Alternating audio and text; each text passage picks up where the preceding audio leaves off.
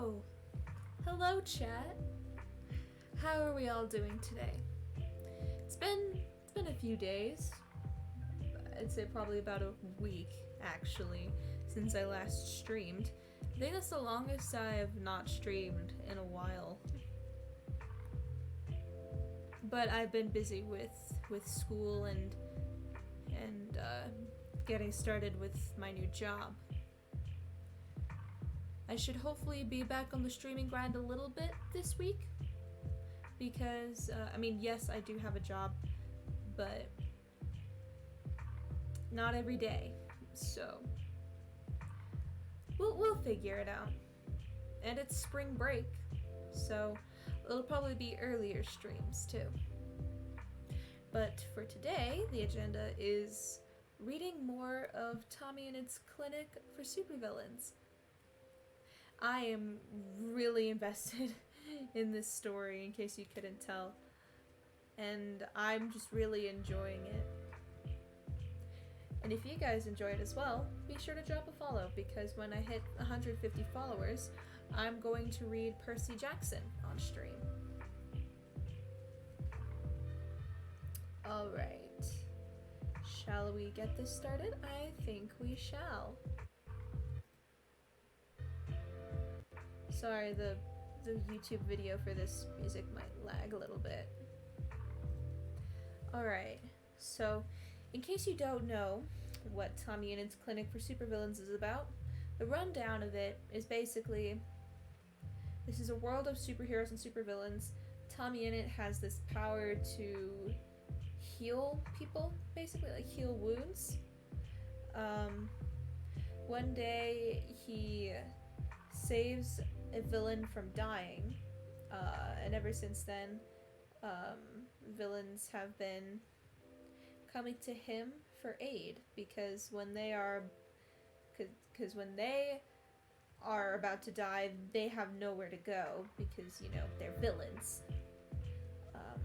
Also, Tubbo and Rambu are, unknown to Tommy, vigilantes. That's basically the rundown of it. It's hard. It gets harder and harder to summarize what's happened in each chapter the more that I read. So I apologize if you're confused on some things, but I don't know if I'll have the time to explain it. Alright. Let's move on to the next chapter, because this is where we left off last. So, Tommyinnit's Clinic for Supervillains is written by Bones and the Bees, or Bones and Cacti. I don't know why it says that in parentheses.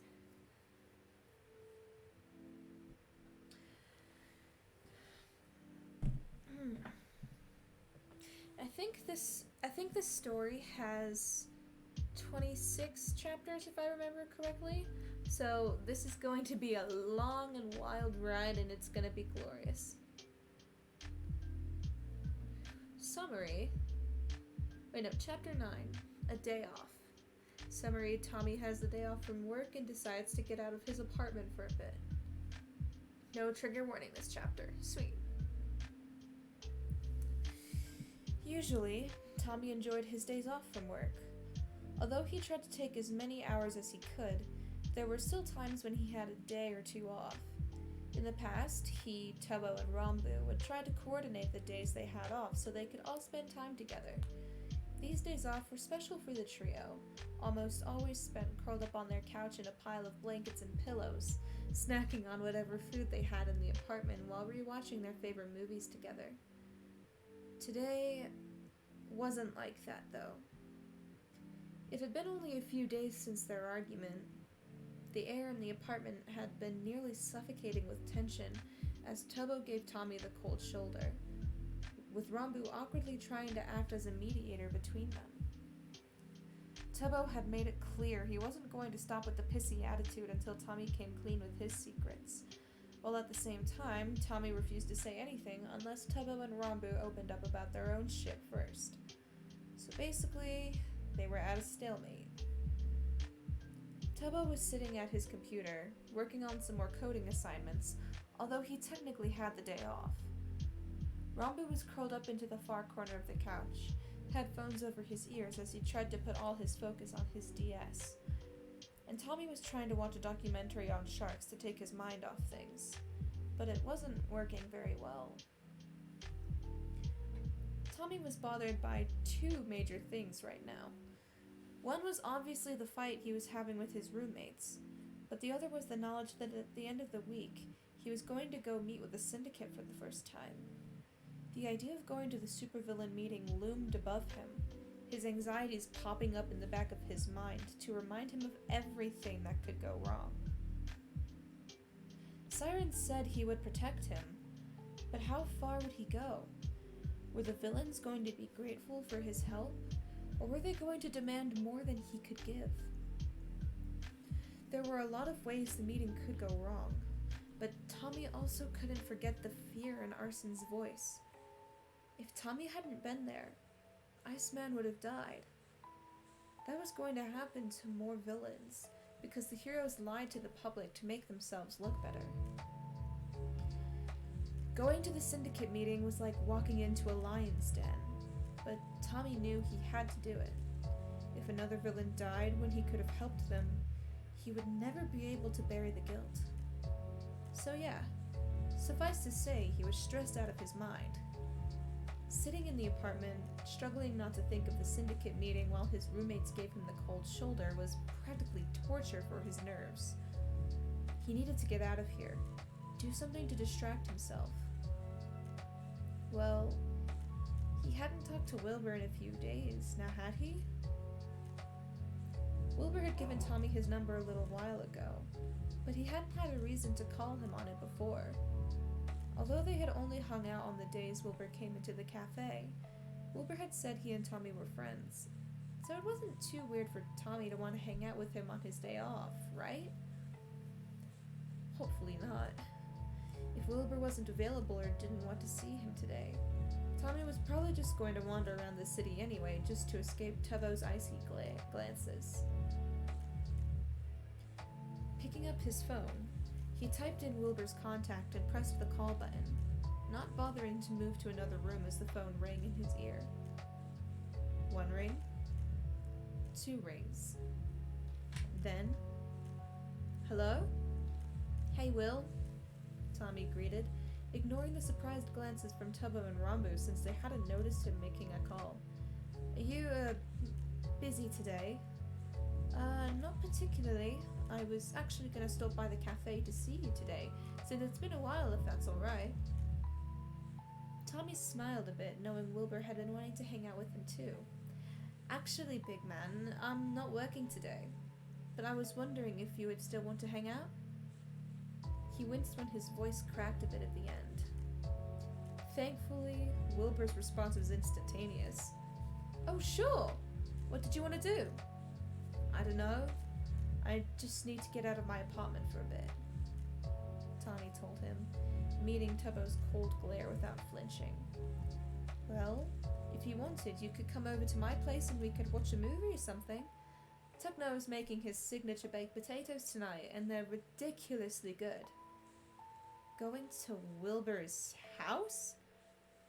That wasn't something Tommy had expected, but if it got him out of his own apartment, he'd take it. "Yeah, that sounds great. How should I get there?" "Tech and I can come pick you up at your place. We can be there in about 15 minutes if you want." Tommy smiled at the relief that washed over him. "Yeah, that sounds awesome. Just text me when you're outside." "Will do. See you soon, Toms. See you soon." As soon as Tommy hung up and shoved his phone in his pocket, Tubbo's voice ran out over the living room. "Who was that?" he asked, having spun around in his spinning chair to face Tommy. "Wilbur? He's a friend of mine from work." Tommy shrugged, now carefully avoiding Tubbo's gaze. "How come you haven't told us about him till now?" "Oh wait, no, that was Rambu." "How come you haven't told us about him till now?" Rambu asked, sounding at least a bit less suspicious than Tubbo. "I've mentioned him, just not by name. Remember when I brought those muffins home a little while back and said my friend took me out to a diner? That was Will. And he's coming to pick you up? Tubbo questioned. Yeah? He and his brother are gonna be here soon. This was the most he'd spoken to Tubbo in several days, and he really wasn't appreciating how it felt like he was about to be scolded by a parent. Are you sure you trust him? Tubbo pushed. Tommy narrowed his eyes. What the fuck? Of course I do! We've been friends for months now. I just think it's a little strange how you've never mentioned Wilbur to us before now, Tubbo snapped, folding his arms over his chest. Oh, so he wanted to bring this up again. Right, we're not getting into this fucking argument again, Tommy grumbled, standing up from the couch and grabbing his backpack off the floor. Sorry I have a life outside of you, Tubbo, but I don't have to get your permission to go hang out with a fucking friend of mine. You're not my goddamn parents, so stop acting like one. Well, maybe I wouldn't have to act. Tubbo! Rambu's shout made both Tommy and Tubbo jump, and Tommy quickly realized that was the first time in a long time he'd heard Rambu actually sound angry. He was full on glaring at Tubbo, and Tubbo immediately shrank back in his seat. If Tommy wants to go hang out with a friend of his, we don't need to interrogate him about it. So stop being rude and just let him go. Tommy blinked, while Tubbo stared at Rambu in blatant shock. Although Rambu hadn't cursed or screamed or any of the other things most people did when they were angry, Rambu calling out someone was a very rare occurrence. Thanks, Rambu, Tommy said quietly, offering his friend a small smile. Just text us if you need anything, Rambu told him. Nodding, Tommy waved at Rambu as he headed for the door. Tubbo had turned back around to focus on his computer, and Tommy waited to glance back to wave goodbye. Tommy waited for him to glance back to wave goodbye. But he didn't. And after a beat of waiting, Tommy gave up and slammed the door shut behind him. Tommy stepped outside the apartment building and into the afternoon sun, taking a deep breath of the fresh air after having been stuck in his apartment all day. The sky was blue, but there was a swirl of white clouds on the horizon. Tommy wasn't sure if it was supposed to rain, but at least he didn't have work tonight and wouldn't have to get soaked walking home. It wasn't long before a sleek silver car drove up in front of the building. A car as expensive as that wasn't a common sight in East Side, and Tommy instantly straightened up at the sight of it. The door to the passenger seat swung open, and Wilbur's smiling face popped out. Hey, Tommy, he said, climbing out of the car and shutting the door behind him. You ready to go? Shit. Just hearing someone greet him with that much joy in their voice after days of Tubbo's coldness and Rambu's silence was enough to make him grin like an idiot. He rushed over to Wilbur, almost reaching out to hug him, but stopped himself at the last minute. Wilbur seemed to notice Tommy's hesitation, though, because he ended up throwing an arm over Tommy's shoulder to give him a sort of side hug. I'm glad you asked to come over today. I would have been bummed if I'd gone to the cafe and you weren't there, Wilbur said, guiding Tommy to the back seat of the car. Thanks for having me. I would have gone crazy if I had to spend the entire day in my apartment, Tommy told him, sliding into the back seat with Wilbur following right behind. The inside of the car was just as luxurious as he would have guessed. The seats were soft, cream-colored leather, and everything seemed perfectly clean. It was nothing like Foolish's car, which he'd only been in twice, with loose papers shoved under the seats and random shit piled in the back. As he clicked his seatbelt on, he heard a monotone voice come from up front. Nice to see you again, Tommy, Technoblade drawled. Oh yeah, Wilbur had mentioned that he couldn't drive, so he just made his brother drive him everywhere. Sup, Techno, Tommy greeted. Thanks for, coming to pick me up. Techno snorted. Wilbur would have bit my head off if I didn't. Wilbur, who had just buckled himself in next to Tommy, was already leaning across the middle seat towards him, paused and frowned. Don't say it like that, Techno. What? You don't want the kid to know how whiny you are? Techno asked, raising an eyebrow. Wilbur scowled. I'm not whiny, shut up. You are extremely whiny, Techno shot back. It's like dealing with an overgrown toddler. I'd believe it, Tommy chimed in, shooting Wilbur a shit-eating grin. You are a bitch after all. Hey! Before Tommy could react, Wilbur lunged at him, pulling him as far out of his seat as he could with Tommy's seatbelt in the way, and wrapped his arm around Tommy's head in a headlock. Hey! Hey now! No wrestling in my car! Techno protested. Fuck you, you fucking bitch! I'm gonna kill you! Tommy was yelling, struggling to pull Wilbur's arms off of him while Wilbur just laughed. Take it back! Say I'm not a whiny bitch! Wilbur told him, readjusting his grip to make sure he wasn't accidentally choking Tommy. Tommy glanced up at Wilbur through the hair that had fallen in his eyes, and saw mischief glittering behind his glasses. You are not a whiny bitch, Tommy finally said. Wilbur smiled and relaxed his grip, and Tommy squirmed out of his arms and back into his own seat. As soon as he was free, though, he grinned at Wilbur again and opened his mouth. You are a stupid, dumb shithead with the temper of a toddler, and you're still also pretentious as fuck. Wilbur's eyes widened. You little... Tommy yelped as Wilbur grabbed him again, reaching out to try and smack his friend as he twisted to avoid another headlock. Wilbur tried to grab his wrists, but Tommy slapped his hands away, shrieking like a demon as he got himself tangled up in his own seatbelt. If you two don't stop roughhousing back there, I'm going to pull this car over, Techno called from the front seat. Do it, pussy! Tommy challenged. Sighing, Techno turned his right blinker on and began to turn to park on the street. Shit, wait, I was kidding! Tommy then yelled. Techno will be good! Wilbur added, quickly moving back into his own seat and folding his hands in his lap. Techno glanced at the two of them in the rearview mirror and shook his head as he turned his blinker off and pulled back onto the road. Tommy breathed a sigh of relief, falling back into his seat before squirming to try and get his seatbelt untwisted. It's his fault, Wilbur muttered after a few minutes of silence. It's not my fault, it's your fault, Tommy snapped back. Well, stop trying to blame the gremlin, Techno deadpanned.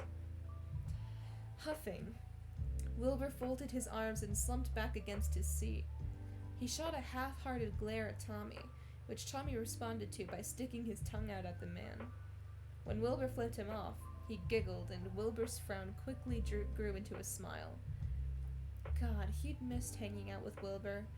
It hadn't even been a full week since they'd seen each other, but so much shit had happened since then that it felt like it had been eons. At least right now, he didn't have to worry about suspicious glares from roommates or surprise texts from villains. Well, technically he did still need to worry about getting a text from a villain, but it was the middle of the day, and villains almost exclusively went out at night, so he was pretty much safe for the time being. Soon, the car started to slow down, and Tommy realized they were in a very nice neighborhood. Brownstones with arched windows lined the streets, with carefully attended to trees settled every few squares on the sidewalk. This wasn't West End. West End was the part of the city where the mansions were, but these places were still nearly as expensive. This was the nicest part of South Bay, the place where everyone who wasn't rich enough to live in West End, but higher class than the rest of the city, went to live. Shit. He knew Wilbur's family had money, but he didn't realize they were this well off. The car came up to another brownstone, with this one having a garage under the main level. Techno pulled the car into the lower level garage, which Tommy noticed was almost completely empty save for a water heater settled in the corner. The garage door squeaked as it shut behind them. Wilbur hopped out of the car first, gesturing for Tommy to follow, which he did as soon as he was able to force his seatbelt out of the lock. Yeah, he'd really fucked up by letting it get so twisted. Techno opened a small door in the garage and held it open, letting Tommy and Wilbur inside first. The inside of the house was even nicer than what Tommy had expected. The garage door led right into a large kitchen that looked as if it came straight out of a magazine. Rich oakwood cabinets and shining granite countertops reminded Tommy of all the fancy-ass kitchens he'd seen in movies. They had an extremely expensive-looking espresso machine settled near one of the windows, along with a myriad of other stainless steel appliances. Past the kitchen was what looked like some kind of living room. The space was dominated by a plush gray couch, with a large window overlooking a small backyard. There was also a huge TV settled in front of the couch, along with a glass coffee table covered in expensive-looking and ultimately useless knickknacks. "You didn't tell me you were a fucking rich bastard," Tommy said, shooting a glare at Wilbur. We're not that rich," Wilbur protested. Tommy raised an unimpressed eyebrow. You're telling me this isn't rich?" he asked, gesturing to the kitchen and living room. "Well, he's got a point," Techno said, scooting past Wilbur and making his way into the living room. "Okay, true, but it's not like we live in West End," Wilbur argued. "Yeah, but you're pretty damn close to it," Tommy told him. "Now it makes sense why you'd always tip me so much. It's not like it did any damage to your wallet."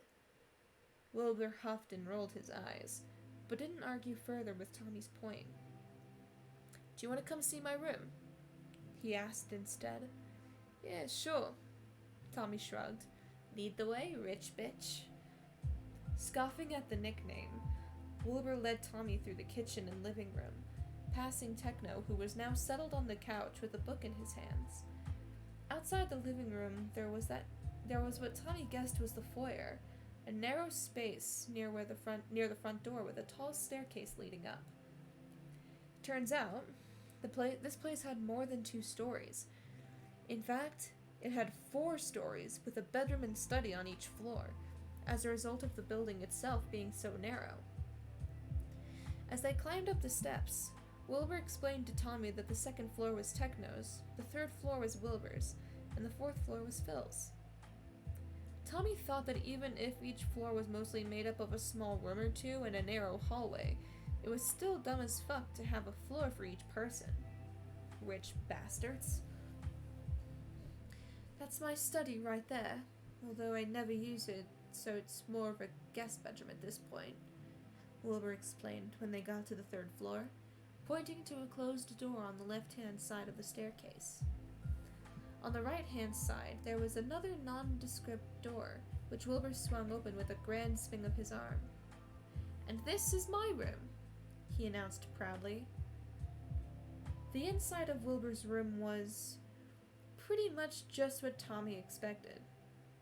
Expected, as in, it was a fucking mess.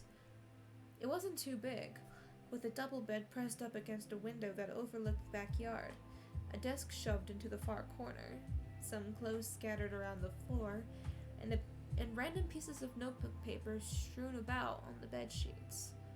There was also a guitar settled on the floor next to the bed, and a bunch of posters for different bands Tommy had never heard of, taped to the walls.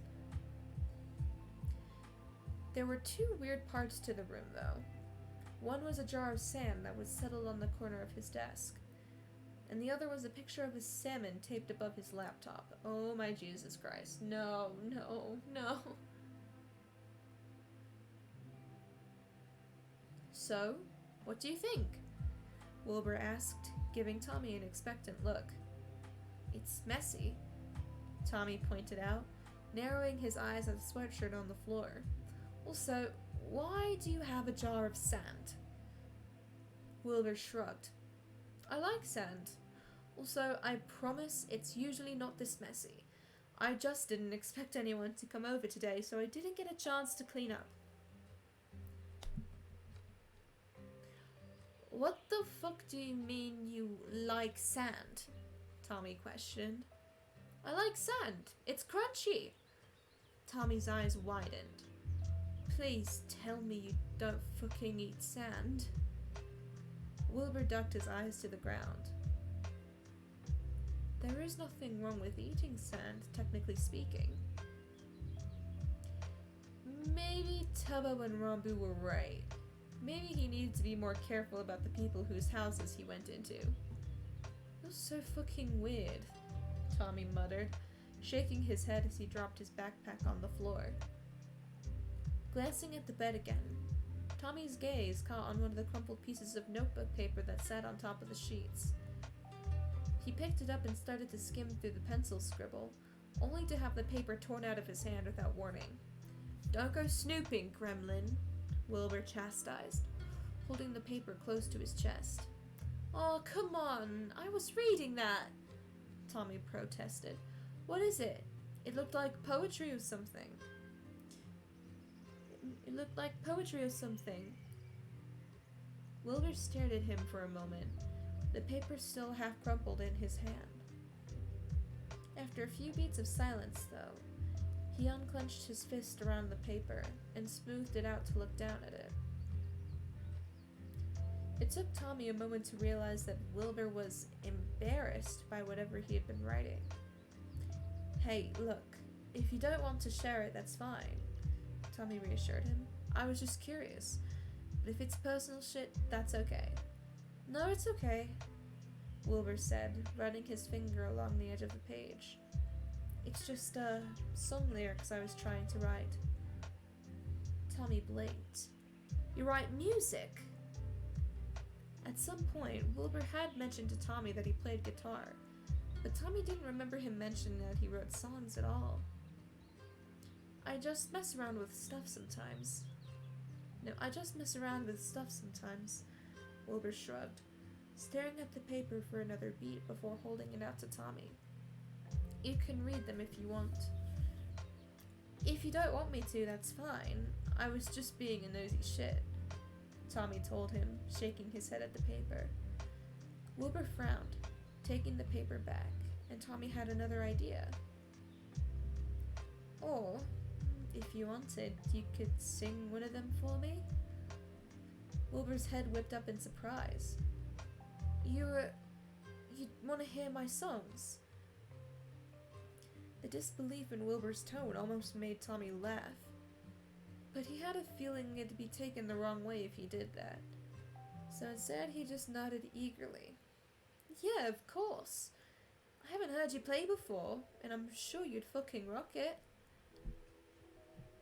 There was a moment of silence as Wilbur considered Tommy's words. He seemed to be scrutinizing him, trying to determine if Tommy genuinely wanted to hear the songs or if he was just being polite. Tommy did actually want to hear Wilbur's music. If anything, it was because he was very curious as to what kind of music his friend would make. Okay then, Wilbur finally said, sitting on the bed and picking his guitar up. I guess I can play you this one. He patted the spot on the bed next to him and Tommy settled himself down, bouncing his legs while he waited for Wilbur to check his guitar's tuning. I call this saline solution. And then he started to play. While Tommy wouldn't say he was a connoisseur of good music or anything, he really liked Wilbur's style. He had a great voice and his lyrics were very honest. But as the song went on, Tommy understood why Wilbur had been hesitant to let him read the lyrics at first. By the time he ended the song, Tommy was grinning widely at him. Holy shit, dude! That was amazing! Tommy exclaimed. Wilbur flushed at the praise. You really think so? Yeah, dude, 100%! That was fan-fucking-tastic! You could totally be a singer if you wanted! Thanks, Tums, Wilbur said with a smile as he set his guitar aside. I don't really have time to be a singer, but it's always been something I liked to do in my free time. Only Phil, Techno, and my friend Nikki have heard me play, though. He paused. Well, now you as well, I guess. Well, thanks for letting me hear it. I'm gonna have that song stuck in my head for ages now. Tommy joked. But, are you good? Like, that song was great, but also kind of... I'm fine, don't worry. Wilbur reassured him with a laugh. I wrote that song a few years ago when I was dealing with some shit, but it's all good now. Tommy breathed a sigh of relief at that, and was about to ask Wilbur more about the song when he spoke up again. But are you okay though? Wait, but are you okay though? Tommy froze, forgetting what he was going to say and blinking at the man. I'm alright. Why? You really wanted to get out of your apartment today, and you just seemed a bit more quiet than usual. Is everything alright? Wilbur asked, giving him a concerned look. Ah, shit. Tommy should have known this would come up. But hey, maybe he could talk about it with Wilbur. Not about any of the villain stuff, obviously, but about Tubbo and Rombo. Maybe Wilbur would have advice for him.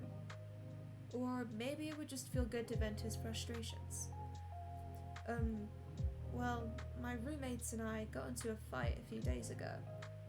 Tommy started, staring at his hands. What's about? Wilbur's voice was soft in the way that told Tommy he didn't have to go into detail if he didn't want to, and that Wilbur wasn't going to push him for anything more than he wanted to give. Just, complicated shit, Tommy muttered, picking at one of his nails. I just know they've been keeping some big secret from me, and they keep saying they'll tell me eventually, but that they can't right now. But now both of them, well, really just Tubbo, is pissed at me because there's something going on, and I can't tell the two of them about either. Wait, so your roommates are mad that you're keeping a secret from them, while they're also keeping a secret from you? Tommy nodded. Isn't that a bit hypocritical? That's what I said! Groaning, Tommy dragged his hands down his face. It's so fucking annoying, because Tubbo doesn't even seem to realize what a hypocrite he's being with this. I think Rombo wants to tell me what their secret is, but Tubbo won't let him. So now we're all just ignoring each other, and it fucking sucks. Wilbur furrowed his brows. Have they given you a reason why they can't tell you their secret? Tubbo told me a while back that it was just something I didn't need to know. And the thing is, I was fine with that. I trusted that if they weren't telling me something, they had a good reason for it. But I just think it's a little unfair that they're not giving me the same kind of trust. He huffed, wrapping his arms around himself. Honestly, yeah, that really sucks. It's unfair for Tubbo to expect you to tell him your shit when he's not doing the same for you, Wilbur told him. So are you just refusing to tell them your secret until they tell you theirs? Tommy sighed. No, I'm not that fucking petty. He huffed. I have a good reason for not telling them what's going on. If I did, they wouldn't understand. And it wouldn't be good for anyone involved. It'd just fuck everything up and it would put them... Tommy cut himself off right before he could say it would put them in danger. It would, just not be good. He stammered to correct himself. Tommy, Wilbur started, and his tone told Tommy he'd already fucked up. Were you going to say that it would be dangerous for your roommates to know about your secret? Shit. So far, Wilbur hadn't pushed him about his own secret, but that could change if he found out it was something not exactly safe.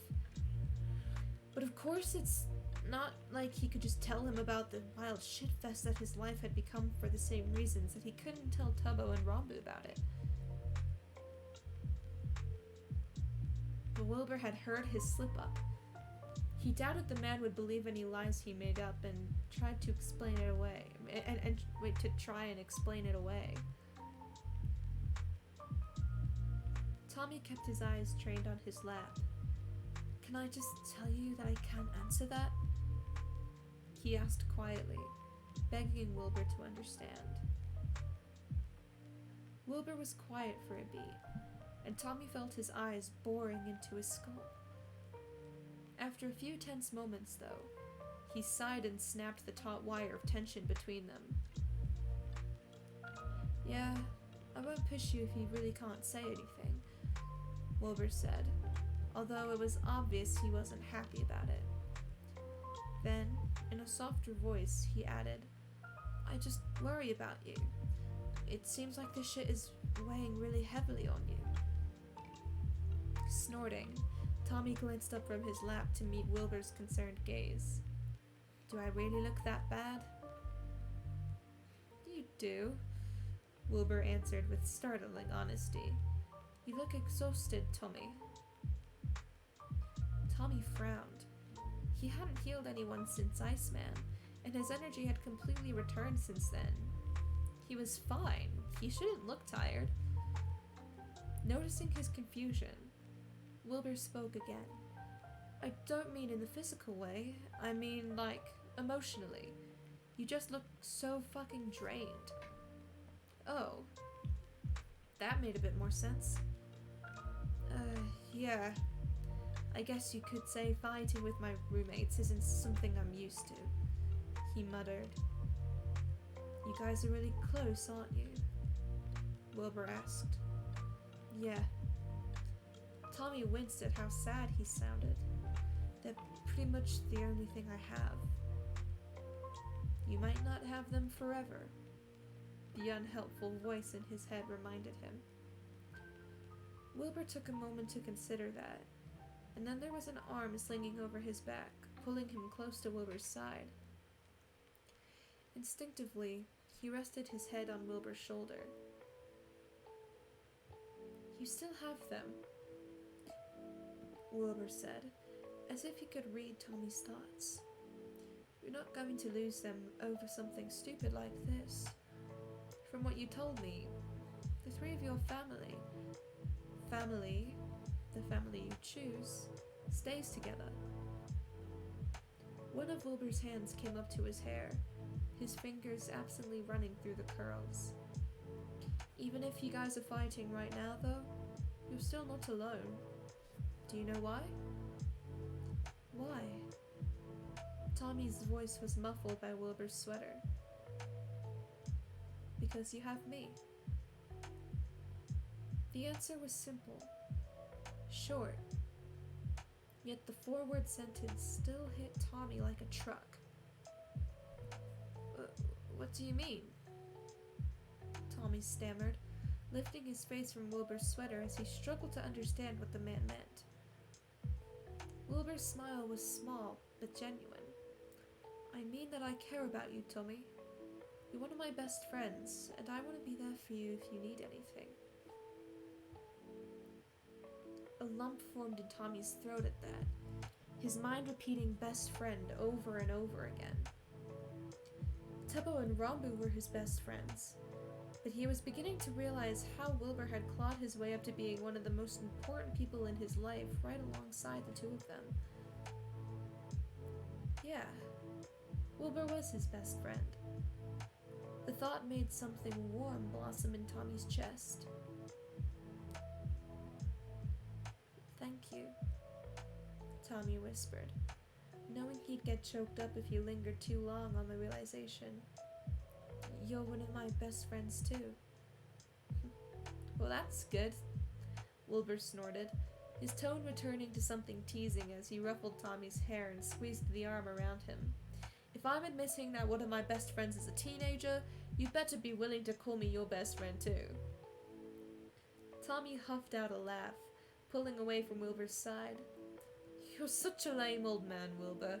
Can't find any friends your own age, so you're out here hanging out with a 17-year-old. Oh, fuck off. You're way lamer than I am.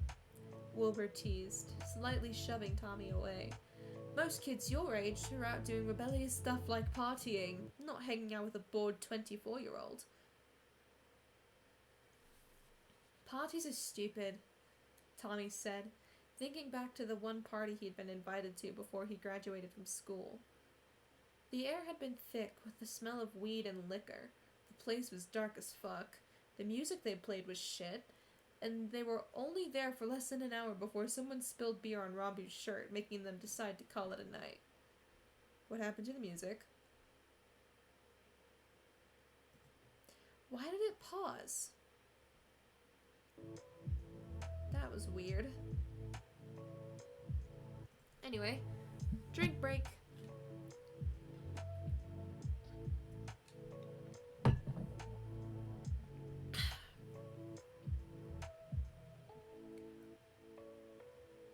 You know, that's fair.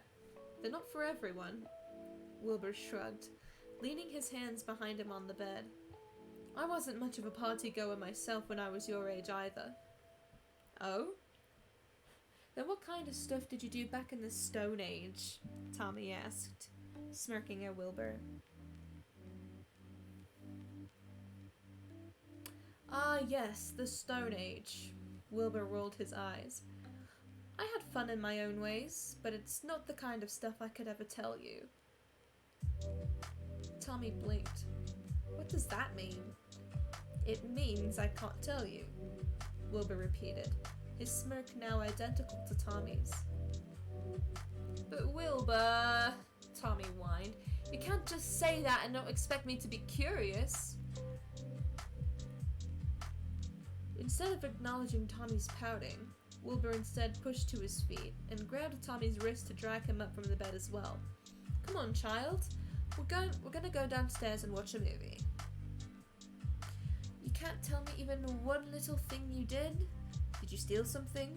Or smoke cigarettes? Oh, did you smoke stolen cigarettes?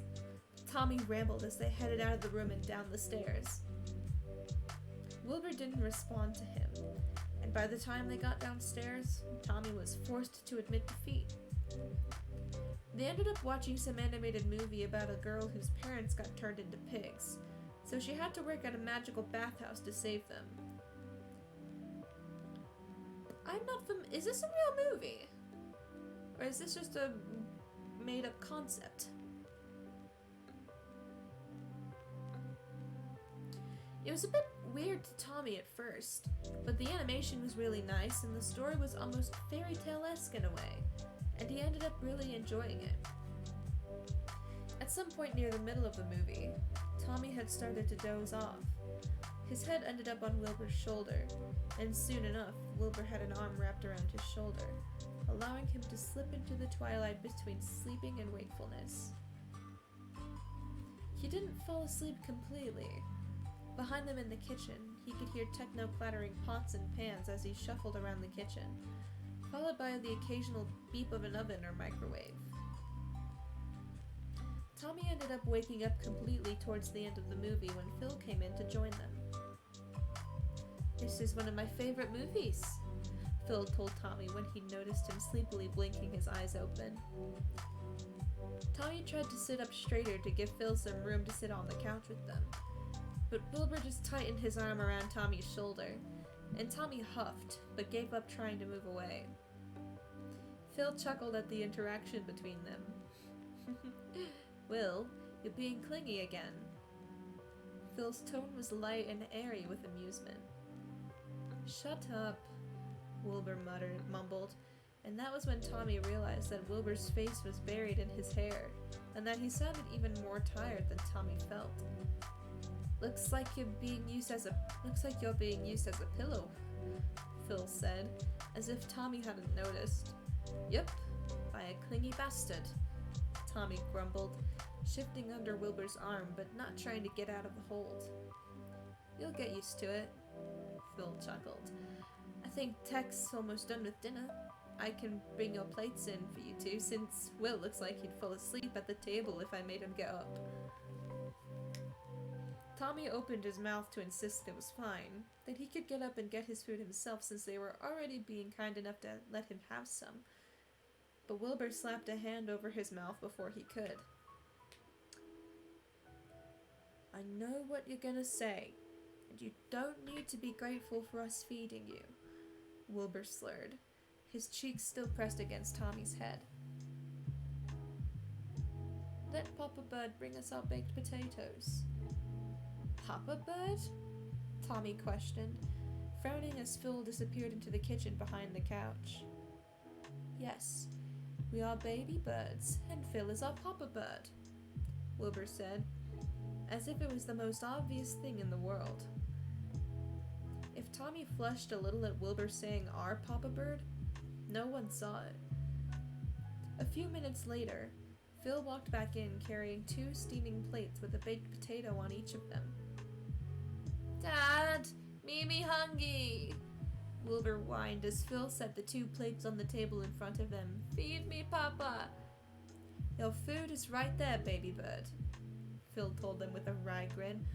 Unfortunately, you gotta actually get up and use a fork and knife to feed yourself. Tommy could feel Wilbur frown as he lifted a hand to flip off his father, which just made Phil chuckle. Tech and I are gonna go eat in my office to talk over some work stuff. Sorry I can't chat longer, but it's nice seeing you again, Tommy. For as much as Tommy wanted to be wary of the older man still, it was nearly fucking impossible to keep his guard up around Phil's kind smile and easygoing laugh, especially when he was joking around with Wilbur and bringing him food. It was nice seeing you too, Phil, Tommy told him, and was surprised when he realized he actually meant it. Shooting the 2 of them one last grin, Phil waved as he left the room, disappearing around the corner in a flash of green. Tommy's stomach growled as soon as Phil was gone, and he ignored Wilbur's whines of protest as he threw the man's arm off of him so he could grab his plate. After a few beats, Wilbur did the same, although he shot Tommy a fake dirty look at having been so rudely woken from his nap so they could both eat. While Tommy didn't know what the standards for baked potatoes were, he had to say this one looked pretty damn good. Steam was still curling from the cut in the center of the potato, revealing fluffy white potatoey goodness drenched in melted cheese, topped with green onions and some pepper. He and Wilbur were quiet as they ate their food and watched the rest of the movie.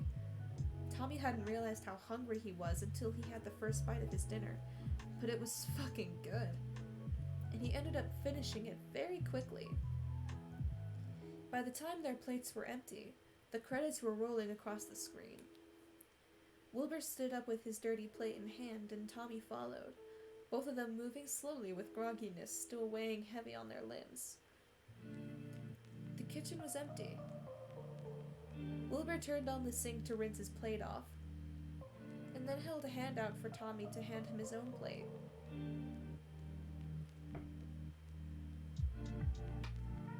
One second, I'm getting a text.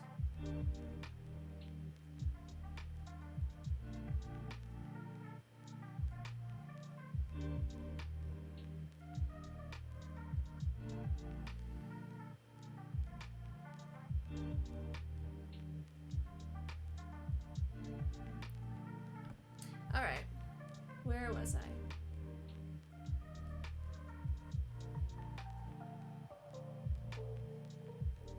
So, Wilbur said as he grabbed a sponge to wash off their forks, what did you think of the movie? Hopping up on the counter next to the sink, Tommy scratched his chin in thought. I liked it, he said. It's not something I'd normally watch on my own, but it kind of reminded me of a Disney movie. But, like, different. And that's not just because it's animated. Wilbur nodded. No, I get what you mean. I was mostly curious what you thought of the ending. Well, what about it? Do you think she sees him again? Wilbur asked, moving the clean forks aside to sponge off the plates. Oh yeah, I definitely think so. Tommy nodded. They already met before, when she was younger and fell into the river. After finding each other twice, I don't see how they wouldn't find each other a third time. Wilbur smiled. You think it's like fate? Or do you think she's gonna seek him out intentionally? I'm not sure, but I don't think it really matters which one it is. I think it's more just one of those situations where you know there's something that's gonna be important in your life, and no matter what you're gonna, and no matter what you do, you're gonna find yourself running into them over and over again. I feel like that's what that type of movie is trying to tell you. Something all mystical and shit like that. Tommy explained, tapping his fingers against the granite counter. A bit like being trapped in their orbit. Wilbur hummed under his breath, almost too low for Tommy to hear it. Yeah, Tommy muttered, like that. Before Wilbur could reply, he let out a sharp hiss of pain and the knife he'd been washing clattered to the bottom of the sink. Immediately, he shut off the water and grabbed his hand, and Tommy noticed a bit of blood dripping into the metal basin. Shit! Wilbur cursed, keeping his hand over the sink. Cut myself with the stupid knife! Eyes widening, Tommy hopped down from the counter. Need help? Yeah, there's a first aid kit in the upper cabinet next to the fridge. Can you grab that real quick? Wilbur asked, wrapping his injured hand around his palm. Tommy headed over to the cabinet and found the first aid kit easily. He dropped the box next to the sink and opened it up, reaching for the large band-aids piled neatly in the back row. But he hesitated before he could grab one. He and Wilbur hadn't talked about powers before. A large percentage of the population had them, but it was generally considered a bit rude to ask someone what their powers were. Usually, only people really close to someone knew about your powers, unless they were unable to be hidden in day-to-day life. Or you had to use them to save someone from dying, like what happened with Tommy and a certain supervillain. Tommy had no idea if Wilbur had a power or not, and in turn, Wilbur had no idea about his healing powers either. That's bullshit. Anyway, well, he hadn't exactly been planning on telling Wilbur about his powers. He found that he didn't actually mind the idea of him knowing about them. After today, Tommy wanted to trust Wilbur. Wanting to trust someone wasn't exactly something he was familiar with, and of course he couldn't trust Wilbur with everything. But he wanted to help Wilbur right now. Not to mention, the cut on his palm looked like it hurt. Actually, we don't need this, Tommy said, shoving the first aid kit aside. Tommy, what are you talking about? Wilbur asked, clutching his hand still. I'm bleeding, I need a band-aid. No, you don't. Just give me your hand, Tommy said, holding his own hand out. Wilbur frowned at him for a moment before his eyes widened.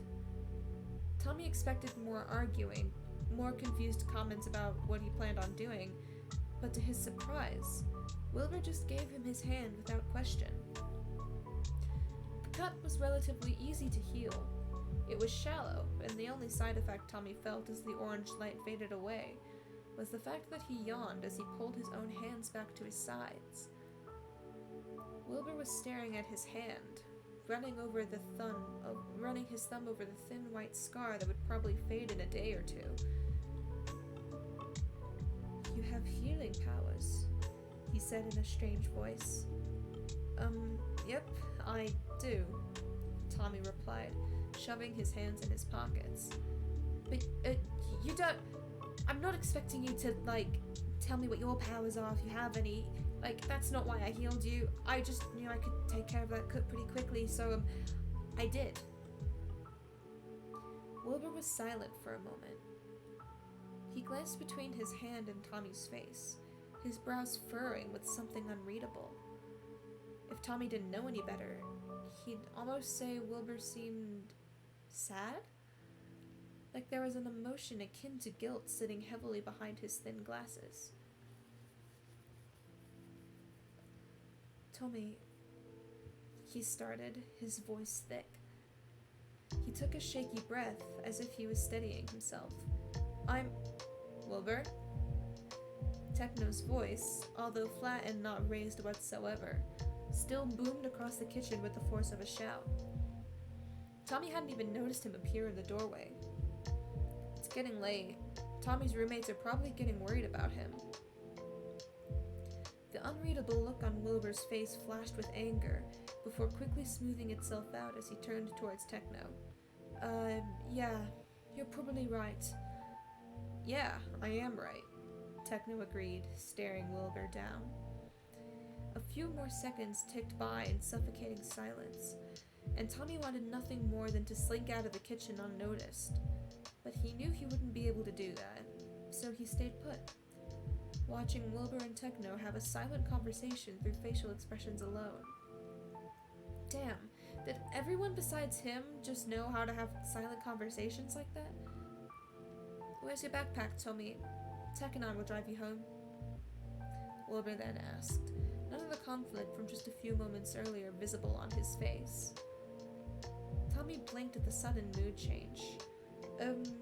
It's in the living room. I'll grab it right now. A few minutes later, Tommy found himself settled into the backseat of the car with his backpack on his lap, while Techno and Wilbur both sat up front. The air was, once again, suffocating. It was as if a dark cloud was settled inside the car, ruining any chance at a normal conversation in favor of an awkward silence broken only by Wilbur occasionally asking him random stuff, in an attempt to make the car ride just a bit less painful. Tommy had no clue what the fuck happened back in the house. It seemed as though Wilbur was about to tell him something, but Techno stopped him. Of course, this made Tommy really curious as to what he'd been about to say, but he wasn't going to push the issue. Once again, they all had their secrets, and he wasn't going to pull a tubbo and demand Wilbur finish his sentence when Techno was out of earshot. Not that he would even get a chance like that anytime soon. Techno was practically shooting daggers at Wilbur with his eyes every time he looked his way, and Tommy had a feeling that as soon as he was out of this car, the two of them were going to have a very loud conversation. And that was how the rest of the car ride went. Stony silence broken only by Wilbur's occasional commentary. For most of the drive, Tommy kept his head against the window, the smooth glass cooling his forehead as he watched the streetlights pass by in soft blurs of orange and yellow. When they pulled up in front of his apartment building, Wilbur reminded Tommy that if he ever needed anything, he was just a text away. Once the car had pulled away, Tommy trudged into his apartment building and got a buzz from his phone while he waited for the elevator. Wilbur, sorry about Techno. He can be a real bitch sometimes when he's pissy. Don't worry about it. I still had a really fun time today. Me too. See you at the cafe tomorrow? Tommy smiled at his phone as the elevator dinged to announce its arrival. You bet.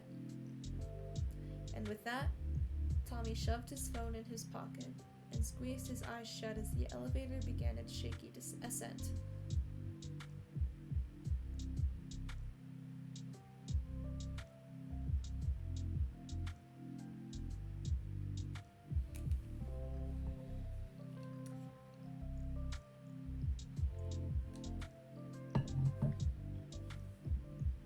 Ooh, we're getting more plot next chapter.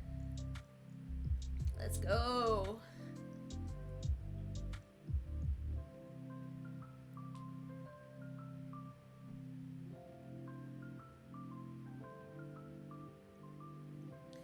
Chapter 10. Business Negotiations. Summary: Tommy attends a syndicate meeting. Siren was waiting for him outside the cafe when he finished his shift on a Friday night. They had arranged it before his shift began, with Tommy curled up in the corner of his couch, keeping his phone angled away from his roommates as he went over the plan for the evening with the supervillain, over Discord, as ridiculous as that still seemed. The syndicate meeting was that night. Before Tommy left for work, he told Tubbo and Rambu that he was going to go out for dinner with Wilbur again after his shift, so they shouldn't wait up for him. Tubbo barely acknowledged the information, while Rambu muttered a half-hearted, have fun, his way. Although he could tell Rambu wasn't happy with Tommy's secret-keeping like Tubbo was, at least Rambu was trying not to be a bitch about it. Tommy had told Siren when his shift ended so he could wait for him, and then he could take Tommy to the meeting without issue. A part of Tommy had been worried that Wilbur was going to actually show up that day and invite him to dinner, and he'd have to make up some excuse about why he couldn't go. But it must have been his lucky day, because Wilbur didn't stop by the cafe that night, and Tommy was saved the dilemma. Gee, I wonder why Wilbur didn't show up to the cafe. Anyway, as the door to the cafe shut behind Tommy, he quickly spotted Siren peeling himself from the shadows under the awning. He had been scrolling through his phone when Tommy opened the door, but quickly pocketed it to step up beside him as he locked the door to the shop. Did your shift go well? Siren asked as Tommy twisted the key. Asking about his workday. What a way to start an evening with a supervillain. It was fine, I guess, Tommy said, resisting the urge to give Siren a weird look as he shoved the keyring in his pocket. Has, your day been good? He asked awkwardly, feeling like it was a bit rude not to return the small talk Siren had offered. Siren snorted at Tommy's obvious discomfort. Yeah, it was fine. Did lots of evil villain stuff. Tommy snorted, relaxing a bit as he followed Siren away from the store. Have you gotten around to getting an evil lair yet? Not yet. We're still working on the renovations. Thinking of having the Property Brothers take a look at it. Siren joked, his long coat spinning out behind him as he turned into an alleyway. Unlike many of the alleyways in the city, this one didn't lead to a dead end. Instead, it led to a maze of different alleyways, and Siren navigated through them like a pro. It was a labyrinth of brick walls and drain pipes, but Siren clearly knew these pathways, and within minutes, the two of them were popping out into an empty parking lot blocks away from the cafe. The parking lot was lit by only a few flickering streetlights, giving the entire place an eerie glow. The stars above were blotted out by dark clouds, and Tommy almost felt like he was being smothered under a blanket. Under one of the flickering lights was a sleek black SUV, which Siren headed straight towards without any hesitation in his stride. Is that all right? Tommy asked, quickening his pace to keep up with Siren's long strides. Sure is, Siren replied. Excuse me. Our meeting place is too far to walk from your cafe. Got it, Tommy muttered, hunching his shoulders as they neared the car. Siren opened the door to the back seat for him, gesturing for him to climb inside first. Tommy scooted across the rich leather to the far window, with Siren sliding in on the other side. The SUV was obviously very expensive, and from what Tommy could tell, the windows were tinted as well, which was probably necessary for supervillains driving around town. When Tommy glanced up to the front, he jolted when he noticed the pink hair and boar mask sitting in front of the steering wheel. Oh shit, hey Blade, long time no see, Tommy muttered, shrinking back in his seat when those bright red eyes met his own through the rearview mirror. While he'd known that Blade was going to be at the meeting, it was still nerve-wracking to see him again. After all, Blade had been the villain that hadn't given Tommy a choice in the matter of healing Zephyrus. He'd been the one to pass his phone number to Arson. Blade had made it clear he didn't give a shit about what Tommy wanted when it came to healing people, and that was enough to solidify Tommy's dislike of the guy. Hey Tommy, Blade replied, sounding just as uncomfortable as Tommy was. Have you been good? Blade? Siren's voice cut into the conversation like a hot knife through butter. Don't you have something you want to say to Tommy? His voice was tight with anger, His lips pressed into a thin line. Clearly, Siren was pissed at Blade about something. There was a moment of silence as Blade sighed. I wanted to apologize, Tommy, Blade said after the beat, twisting around in his seat to face Tommy fully. I shouldn't have given your number to Arson without asking you if that was alright. Oh. Siren must have put Blade up to this, judging by the way Blade kept glancing Siren's way as he spoke. Tommy huffed. You don't have to apologize just because Siren wanted you to. Blade shot a nervous look Siren's way, and Siren pointedly turned his head so he was looking out the window. After another beat, Blade sighed again. I don't regret what I did, he said. Siren whipped his head back around. Blade! No, Siren, I'm not gonna lie to the kid like that. Arson called me and she was damn near having a panic attack because Iceman wasn't breathing. So I did the only thing I could and sent her your number, Tommy. It wasn't right, but Iceman would have died if you hadn't helped him. Tommy was silent, trying to figure out how to respond to that because he knew he didn't regret helping Iceman. Think about it this way, Blade continued. If I had called you beforehand and asked if you were willing to help save my friend's life, would you have said yes? Shit. Yeah, he got him there because Tommy knew he would have said yes in a heartbeat. Yeah, I would have, Tommy muttered, sinking down in his seat. That's not the point though, Blade, Siren cut in. The fact is you didn't ask for Tommy's permission. You treated him like a service for hire, not like a person with their own thoughts and feelings on matters. You did the exact same thing with Zephyrus, Blade shot back, glaring at Siren. I did, and I apologized to Tommy for that already, Siren retorted. It was wrong of me to do that, and it was wrong for you to— Jesus Christ, can both of you shut up? Tommy groaned, dragging his hands through his hair. Look, Siren, buddy, I appreciate what you're trying to do here, but I don't need an apology from Blade to feel better about shit. What's done is done. Tommy, I never said I wasn't apologizing, Blade cut in. I said I didn't regret it, but I do owe you an apology. So I'm sorry about invading your privacy like that. Wasn't right. Once again, getting an apology from a supervillain was very weird. Still, Tommy did his best to take it in his stride, just shrugging and nodding his head. Thanks. I appreciate it. You're welcome. Now can we head out, Siren? We're going to be late to our meeting, Blade asked, shooting Siren a pointed look. Siren snorted. Yeah, sure, we can head out. Don't want Zephyrus to get there before us and get all pissy. As Blade started the SUV and pulled out of the parking lot, Tommy leaned back in his seat with his backpack in his lap. Is Zephyrus flying there? Yup, sure is.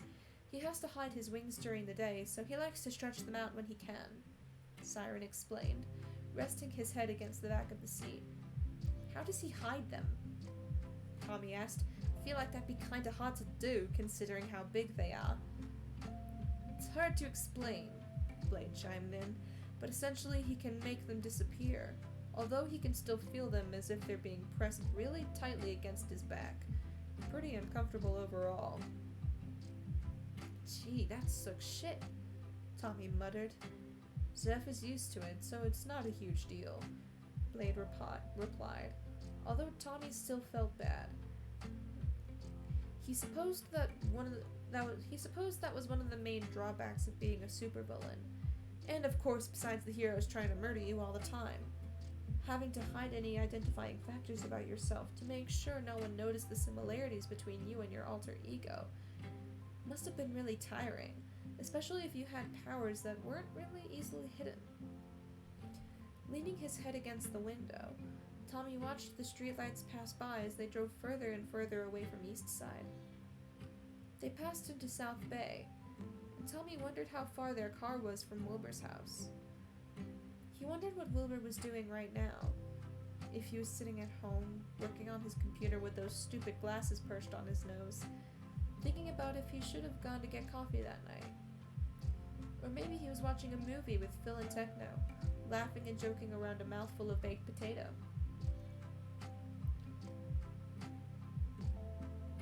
Glancing to his left, he saw Siren leaning against the car window in a mirror of his own pose. His hands were folded in his lap, and although Tommy couldn't see his eyes under his mask, he had a feeling they were closed. As they began to make their way out of South Bay, Siren straightened up and leaned over to reach into the center console in front of the car. "Tommy, I apologize in advance for this, but we're gonna have to blindfold you until we get there," Siren told him, taking out a swath of black fabric and holding it up in front of Tommy's face. "Seriously?" Tommy winced at the whine in his voice. "I could have turned you guys in so many times now. Do you really still not trust me?" "It's not because we don't trust you," Blade said, eyes focused on the road. "It's for your own safety. The less you know about us, our identities, where we're based, things like that, the less of a target you are." Tommy frowned. "But no one even knows I'm working with you." Wait, hold on. I can't tell who's saying that, so I'm just gonna say it's Blade. They don't, but people can still see things they're not supposed to. You said it yourself. You don't want to be involved in this world. We're trying to keep you out of as many things as possible. Do you understand?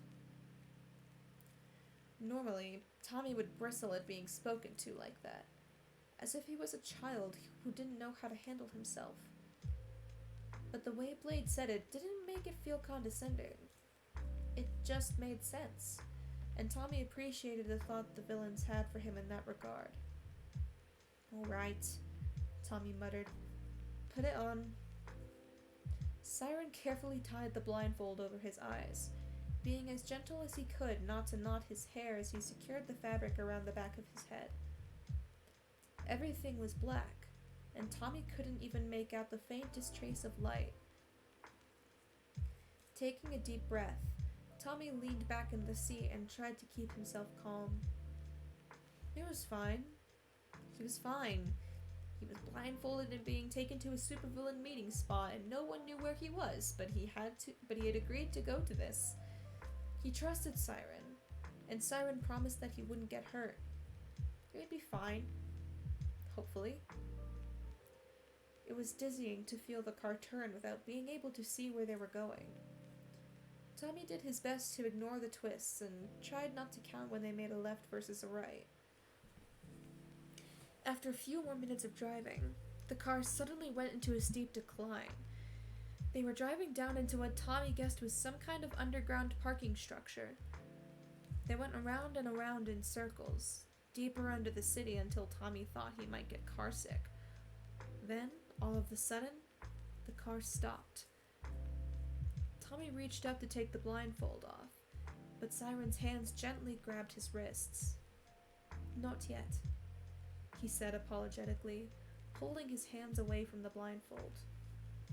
Sighing, Tommy listened as Siren and Blade got out of the car. Then his own car door opened, and someone who he figured was Siren guided him out of the vehicle with the blindfold still on.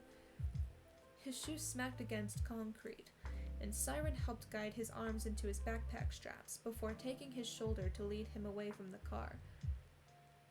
The air in the parking garage was cool and smelled slightly of dust.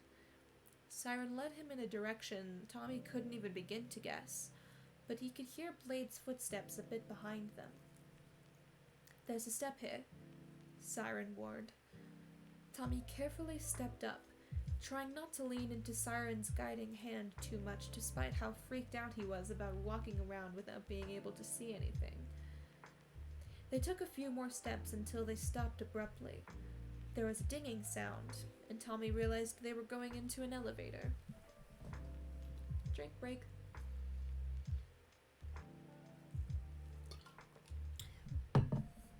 Chat, you drink water too. Water is important.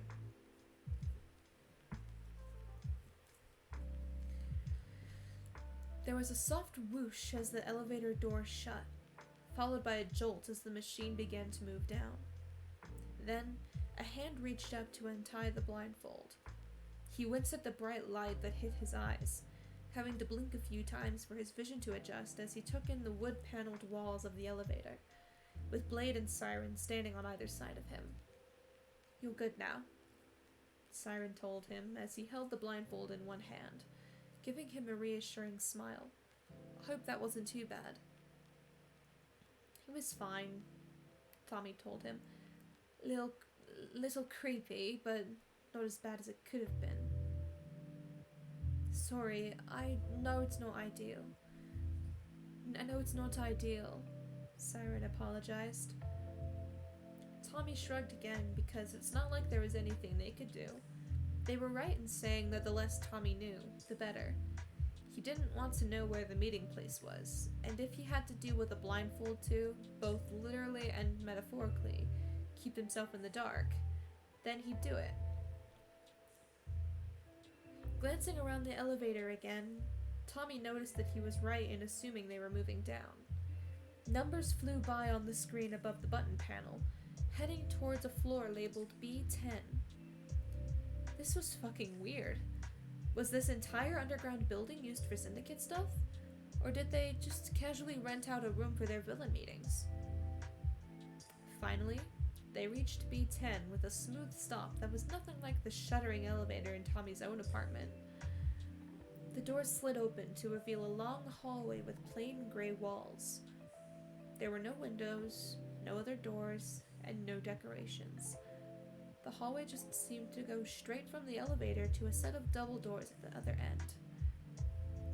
God, this was really fucking creepy. Tommy felt like he was walking into a horror movie, but didn't voice this thought as he followed Siren and Blade to the end of the hall. The double doors were made of some dark wood that was covered in swirled carvings. The carvings were intricate, showing different designs of what looked like mortals fighting great monsters, the style reminiscent of ancient Greek art. At least the villains had style. There was a black scanner on the wall next to the double doors. Siren took a key card from his jacket and swiped it over the device, and the light on the small box switched from red to green. Then, Blade grabbed the door handles. "Welcome to the Syndicate," Blade said with a grin, before swinging the doors open in a grand flourish. The room was much, much bigger than what Tommy had been expecting. It was like a conference room had been built out of a literal cavern. The walls were made of a smooth black stone with arches carved into them, and the floor was a rich kind of dark marble. There were sconces hanging on the walls, but there was also a very modern-looking chandelier in the center of the room. The chandelier sat immediately over what Tommy imagined was supposed to be the main focus of the room. A huge metal table made of similar carved wood as the door dominated the space, sitting on a slightly raised platform with chairs lined all around. What made Tommy freeze, though, was the realization that those chairs were occupied. Not all of the chairs were occupied, actually. In fact, most of them were empty. But 5 of them were currently in use, and Tommy felt his breath catch when the occupants turned to look at the new arrivals. Zephyrus sat at the head of the table. His face was obscured by his veil like before, while his wings were spread out behind him, the glossy black feathers looking far less ruffled than when Tommy had seen them last.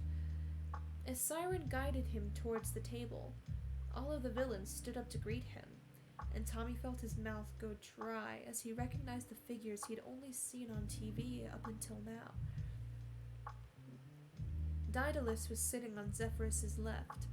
His mechanical black and green armor was even bulkier in person than it had seemed on TV, and the second set of robotic arms that rose up above his shoulders were currently limp at his sides.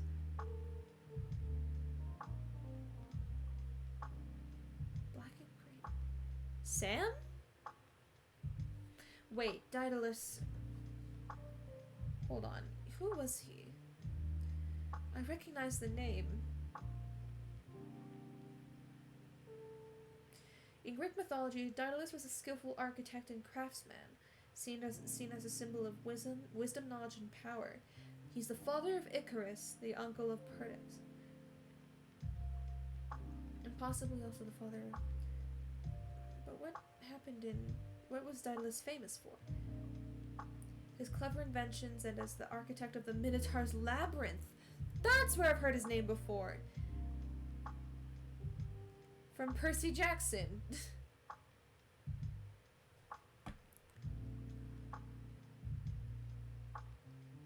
Inventions, eh? This is definitely Sam. Tommy could see in this lighting that his hair was dyed a dark green, and above the steaming gas mask that covered most of his face, his eyes were entirely pitch black. Also, okay, it is Sam. I just needed to read further. Daedalus was one of the most feared villains around. Or is it Daedalus? It's hard to... Because the thing is, I took Latin class for 3 years, and I learned that anything in Latin with AE is I. Like, AE is I. I know that this is a Greek name, but is it the same kind of logic?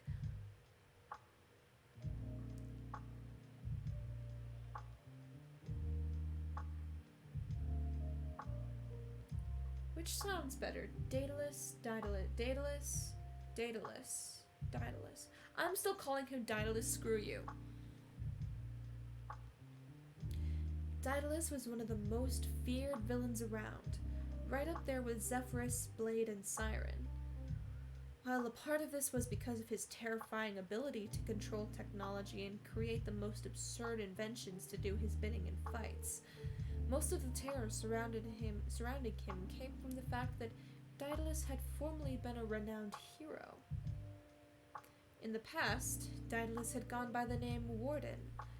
He was one of the ultimate threats against villains, having been lauded for the capture of dozens of villains and vigilantes. Until one day, in the middle of a fight with the Syndicate, he went rogue. He turned on his fellow heroes, even going so far to attack the healer on the hero's side, Supreme. Supreme is George, isn't it? It had been a bloody affair, and Warden escaped with the Syndicate. When he came back on the scene a month later, he announced that he was now Daedalus, and he had been considered a top-ranked villain ever since. Daedalus was the first of the villains to look at him directly as they approached the table. He dipped his head in Tommy's direction, and when he spoke, his voice was much softer than Tommy would have expected. "You must be Tommy," Daedalus said, holding out a hand to shake. "It's great to finally meet you. We've heard a lot about you from the Blade and Zephyrus. Or from Blade and Zephyrus." Tommy shook his hand carefully, and was surprised at how gentle Daedalus's grip was. It's nice to meet you too," he said quietly, hoping his nerves weren't too obvious. "Guys, let's let Tommy sit down," Zephyrus said, gesturing to one of the empty seats on his right. "You can all introduce yourselves then." Awkwardly, Siren guided Tommy around the table to the empty chairs, sitting right next to him while the Blade took the seat at the opposite end of the table from Zephyrus. Tommy set his backpack on the floor by his feet, and glanced around the table to meet the eyes of the other villains there. "Alright, let's get things started," Zephyrus began, standing up from his seat. "This is Tommy, as you all know. Everyone else want to introduce yourselves?"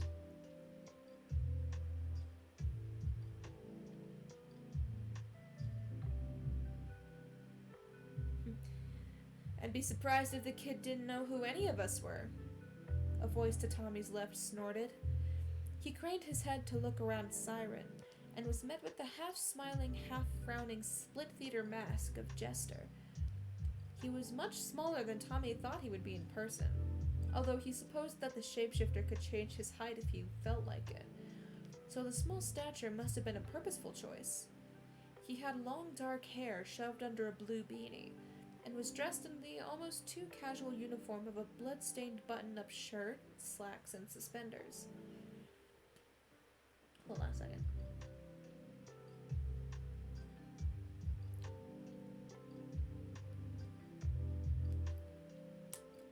Tommy blinked a few times as he stared at Jester. Jester, who was known for being fiercely independent and only working with others for big jobs like his casino heist.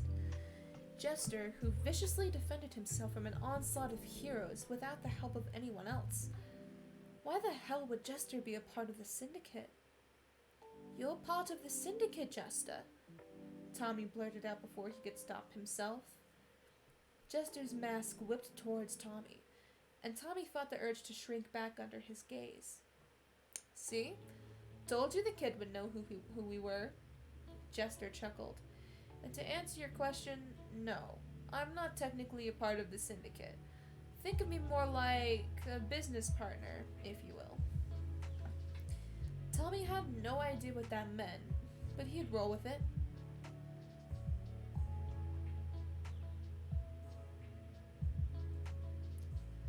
"I think I might need to introduce myself," a female voice then cut in. Tommy glanced across the table to see a woman sitting beside Daedalus. Her mask looked as though it were made of tree bark, with flowers blooming all through her curly hair and a vine of roses twisting up her arm. "I'm Rosethorn, though I used to be the vigilante known as Dryad." Oh shit, of course! Dryad had become a popular vigilante for a brief period of time, before she disappeared without any warning. Wilbur had mentioned that he heard she became a villain, and apparently that was true, considering she was sitting in the middle of a syndicate meeting. Now there was only one figure left at the table. Looking next to Rosethorn, Tommy noticed a woman with light pink hair let loose around her shoulders, wearing a lacy black masquerade mask. He frowned, because he recognized her almost immediately, but she looked different than the last time he'd seen her. "Austin? What's up with the new mask?" Tommy asked, leaning across the table to get a better look at her. "And where's Iceman?" he added, realizing the seat next to her was empty. Arson gave him a surprisingly sweet smile. "We've decided to do a bit of rebranding since you last saw us. I go by Nemesis now, and Iceman goes by Thanatos," she explained. Then she reached up to tap her ear, and Tommy noticed she was wearing an earpiece. "Thanatos is taking it easy right now because he's healing from his injuries, so he's just listening in for today." Oh. Well, the rebranding was a surprise, but Tommy knew that sometimes villains switched things up like that. "Well, I'm glad to hear Thanatos is actually taking time to recover," Tommy said, knowing he would have been pissed if the villain ended up needing another healing session so soon. "Tell him I said A up." Nemesis giggled as she touched her earpiece briefly. "He heard you, and he says A up right back." "Good man," Tommy said, before shrinking back in his seat when he realized all the villain's eyes were on him. Siren squeezed his shoulder briefly, and Tommy felt a bit of the tension in his back loosen at the kind touch. "Well, I think that's everyone then," Zephyrus spoke before the ensuing silence could get awkward. "I suppose we should move on to the reason Tommy is here with us today. As you all know, he has healing abilities, and we want to work out an arrangement where he can act as a healer for all of us when we need it. Within reason, of course," Siren chimed in, straightening up in his seat. "Healing takes a lot out of Tommy, so while it might seem easier to come to him whenever you get a minor cut or stab wound in a fight, I think it would be best if we reserved going to Tommy for emergencies only. Drink break.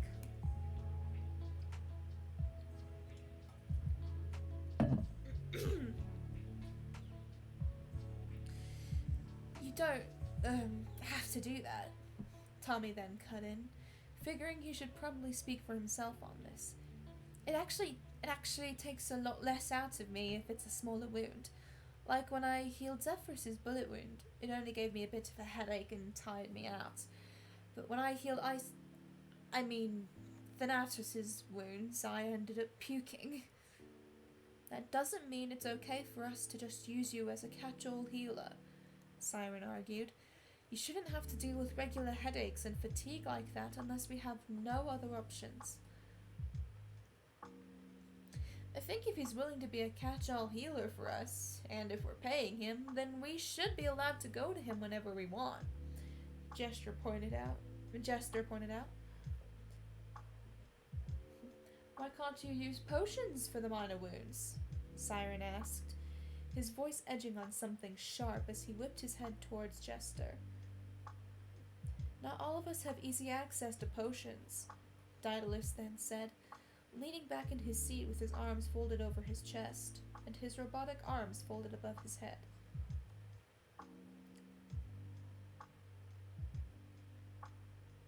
I mean, I could probably work out a way for the rest of you guys to get easy access to potions, Rosethorn chimed in.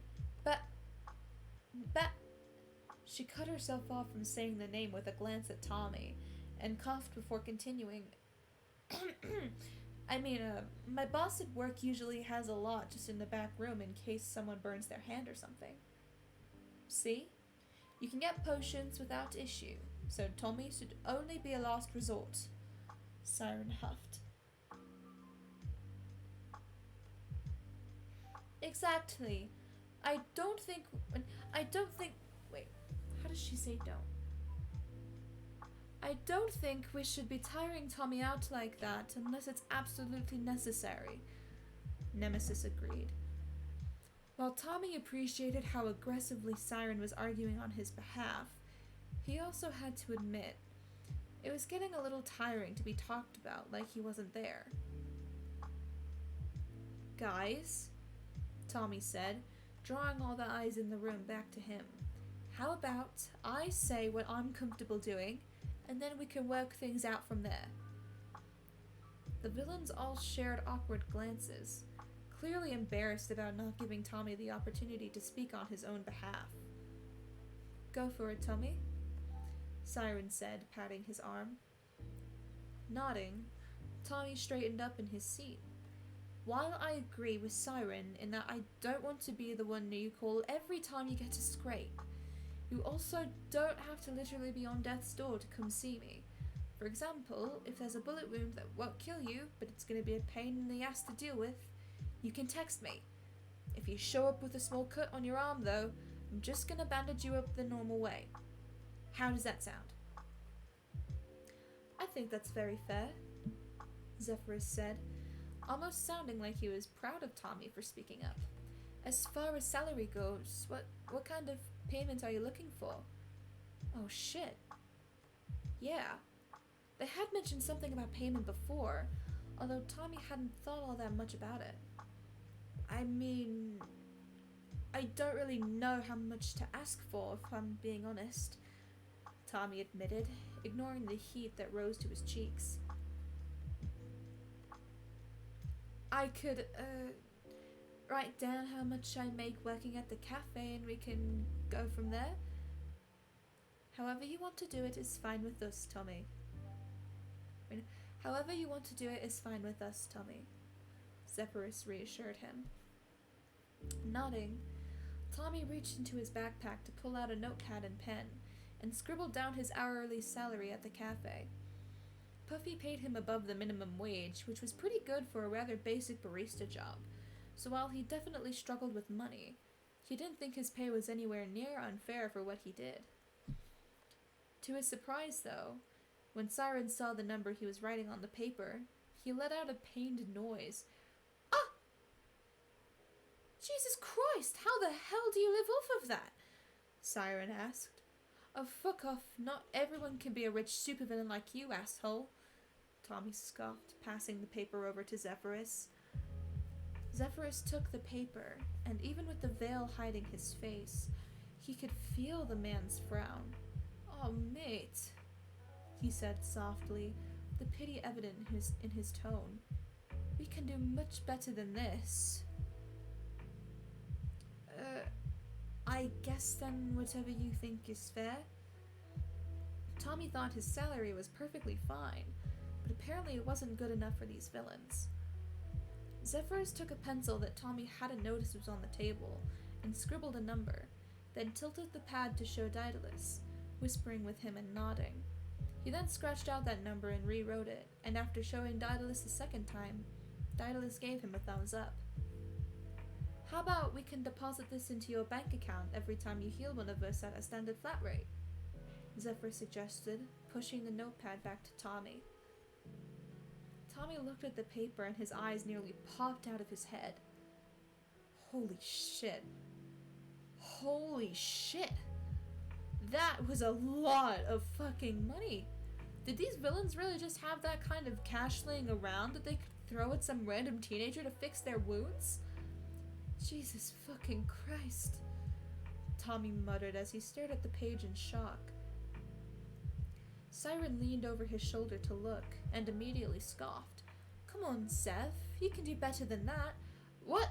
No, that's fine," Tommy protested, whipping his head towards Siren. This is way too much, honestly. I don't need this much, you can go way lower." Siren slapped a hand over his mouth as the notepad was yanked from his hands. "See? The child doesn't even know what fair payment is. Don't take advantage of a kid and give him more."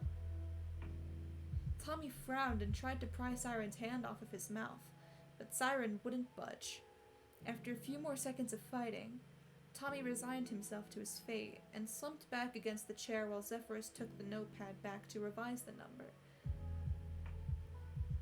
After a few moments later, Tommy was presented with another figure, and he only managed to let out a strangled noise under Siren's hand. "That's a good number," Siren said, grinning at the paper while keeping one hand over Tommy's mouth. Tommy shook his head, trying to convey that he really didn't need that much money, and Zephyrus chuckled. "Siren, let the kid speak for himself," Zephyrus scolded, although there was a smile in his voice. Pouting, Siren dropped his hand. "I don't need this much," Tommy said as soon as he was free to speak. "How do you people even have that much money just to throw around like that?" "We're not just throwing it around, Tommy," Zephyrus said, and Tommy could feel the villain's eyes on him under his veil. "We're paying you for helping us. This is a business arrangement." "Yeah, but I don't need that much money to do that," Tommy argued. "Let me see the paper." Jester then jumped in, reaching towards the middle of the table. Siren slid it towards him, and Jester skimmed over the page for a few seconds in silence. Then, after a beat, he nodded. "Nah, that's fair, kid. I'm pretty sure this is pretty close to what Supreme gets paid by the Hero Committee." From the corner of his eye, Tommy noticed Daedalus flinch at the mention of Supreme. However, no one commented on it. "If that's the standard rate for healers, then I think that's totally fair," Rosethorn said as Jester slid the paper back to Tommy. Tommy squirmed in his seat as he stared at the number on the page again. That was a lot of money. He knew his view of money was a little skewed because he'd basically been living paycheck to paycheck for several years now, but that still felt like way too much for him to accept in good conscience. Well, he knew he desperately needed the money. There was a part of him that was deeply uncomfortable with the idea of taking any payment for saving people's lives. He didn't save Siren because he wanted to get something out of it. He was lucky enough to have powers that could really help people, and it felt wrong to ask for money to do that. Noticing his inner turmoil, Siren leaned over to whisper in his ear. "What's wrong? I thought you'd be happy about getting paid." Shrinking back from the way the other villains were very obviously trying not to listen to Siren and Tommy talk, Tommy scooted his chair closer to Siren so he could reach his ear easier. the idea of taking money for healing you guys, Tommy whispered, hating the way his cheeks flushed red at the admission. Makes me feel like a wrongin'. Siren let out a noise of surprise. You don't... Tommy, that doesn't make you a bad person. Doctors get paid for healing people. Supreme gets paid for healing the heroes. You're taking time out of your personal life and using up your own energy to help us. You deserve compensation for that. He explained, keeping his voice as low as possible. It made sense what Siren was saying, but even still, Tommy couldn't help the whine of protest that rose from his throat, which made Siren smile. I swear to God, you're too kind for your own good, he said fondly, ruffling Tommy's hair before letting him go. Shut up, Tommy muttered, although his cheeks only burned brighter at the compliment. Very few people had ever described Tommy as kind before. When they met him, most people heard his aggressive jabs and loud voice and wrote him off as annoying. And Tommy knew he wasn't the easiest person to get along with. He had always been too much, too loud, too impulsive, too sharp. That's why he'd been moved between so many foster houses as a kid. No one wanted to put up with him for a long period of time. Even the ones that promised they would love him no matter what got sick of him eventually. Tubbo was the first person to ever say Tommy was kind. In the early days of their friendship, back in the group home they all met in, Tubbo had once cried when some of the other kids had made a game out of stepping on as many bees as they could find in the pathetic patch of grass that was their backyard. Tommy had gotten into a fist fight with the group to make them stop, and although he lost and earned a nasty black eye from it, he didn't regret it in the slightest. Especially when Tubbo had practically crushed him in a hug and said Tommy was one of the kindest people he had ever met. Rambu was the second person to call Tommy kind. When they were nearing the end of their days at the group home, the trio was high-strung, trying to make sure they were set to move out and ensure that nothing went wrong. They were so close to freedom and were terrified of it slipping away from their fingers. And apparently when Rambu got really stressed, he was prone to sleepwalking, which terrified him because he'd nearly fallen out a window before during a sleepwalking episode. One night, Rambu woke up with a hand on the front door to the group home, and he ended up having a panic attack. Once he had calmed down, he admitted to Tommy that he was terrified of falling back asleep and waking up somewhere else.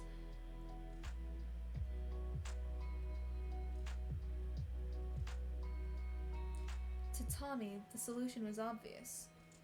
Tubbo slept like the dead, but it wasn't all that difficult to wake Tommy up. So he climbed into Rambu's bed with him, explaining that if Rambu got up, Tommy would feel it and drag him back under the covers.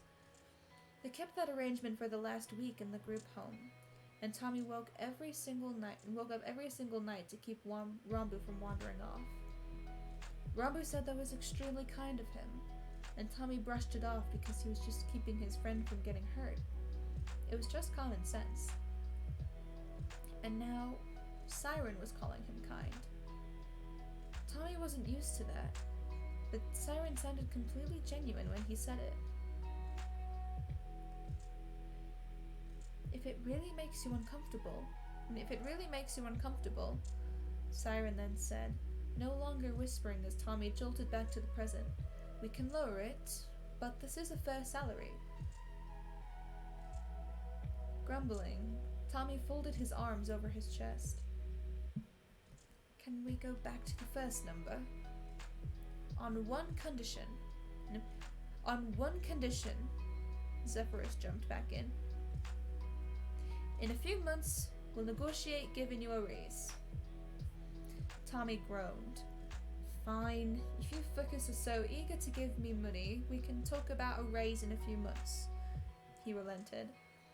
Jester chuckled. Where the hell did you even find this kid? The only other teenager I know will try to charge you if you ask him where you left your keys. I just got very lucky one evening, Siren replied, grinning as he squeezed Tommy's shoulder. Tommy couldn't help the warmth that blossomed in his chest at that. After that, the rest of the evening went by without any further issues. All the villains friended Tommy on Discord, again, fucking Discord, so they could contact Tommy if they needed help.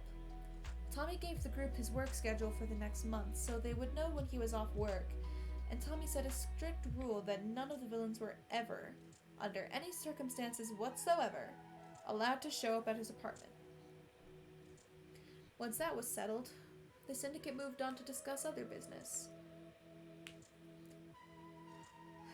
Alright. We're not going to get into detail regarding future plans with Tommy here, but there was one thing I wanted to bring up before he left. Zephyrus began, folding his hands in front of him. Tommy, you're familiar with the vigilantes Nuke and Ender, correct? Oh shit. Those two. Kind of. Siren and I had a run-in with them the other night. Tommy shrugged.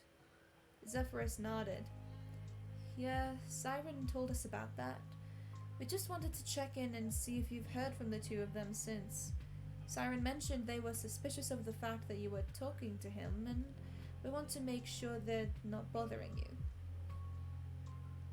Tommy gulped, remembering Siren's promise that if things got too dicey, he wouldn't be opposed to taking the two vigilantes out. While he didn't think the syndicate would do that unless the two of them did something to harm him, he didn't want to worsen the syndicate's view of the two all the same. No, I haven't. I don't think they're anything worth worrying about. They both just seem more focused on the idea that Siren was holding me hostage or some stupid shit like that, Tommy said, leaning back in his seat. They're not bad people. Nuke walked me home after I healed Thanatos because I was super sick and could barely stand. We're not saying they're bad people.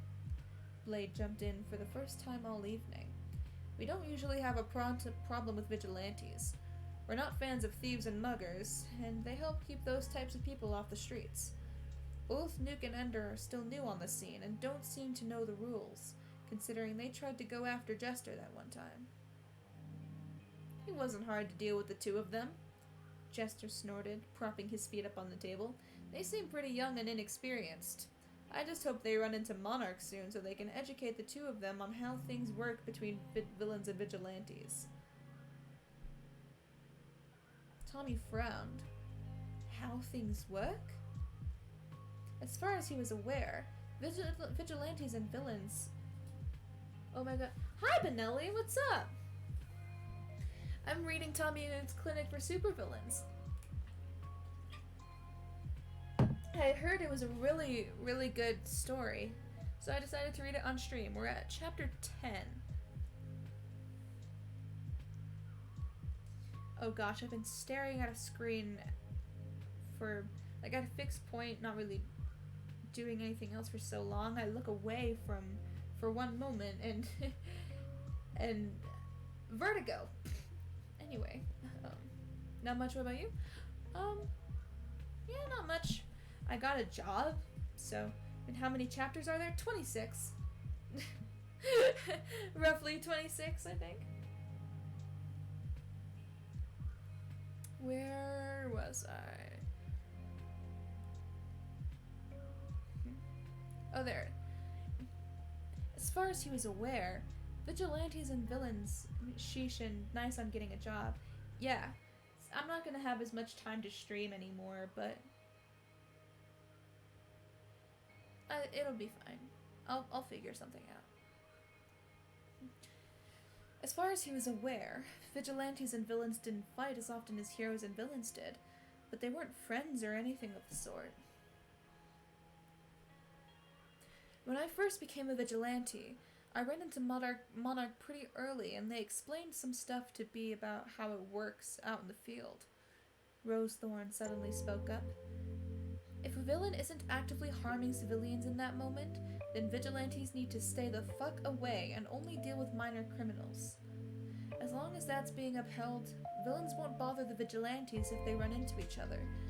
Vigilantes don't have the same resources heroes have, And most of the time, they're just trying to do the things heroes are supposed to do and actually help out the little guy. So we don't think it's fair to go after them with the same ferocity that we go after heroes with. But if they fuck with us unprovoked, then that falls apart. Maybe one of us can get into contact with Monarch and ask them to find Nuke and Ender so they can explain that, Daedalus suggested. Nemesis pursed her lips. Possibly, but Monarch might be a little busy, since it seems they're training a new vigilante to be their partner. All the heads at the table suddenly whipped towards Nemesis. Wait, what? Jester questioned. Have you guys not seen? Nemesis asked, raising her eyebrows. Monarch was out a few nights ago with someone new. He said his name was Aurelion? You know, now that I think about it, I heard something about a guy in a gold outfit being spotted with Monarch, Blade said, nodding his head. Do you know what his powers are? Lightning, Nemesis answered. I was in civilian clothes when walking by when I saw them stopping a robbery together. Foolish. It's foolish.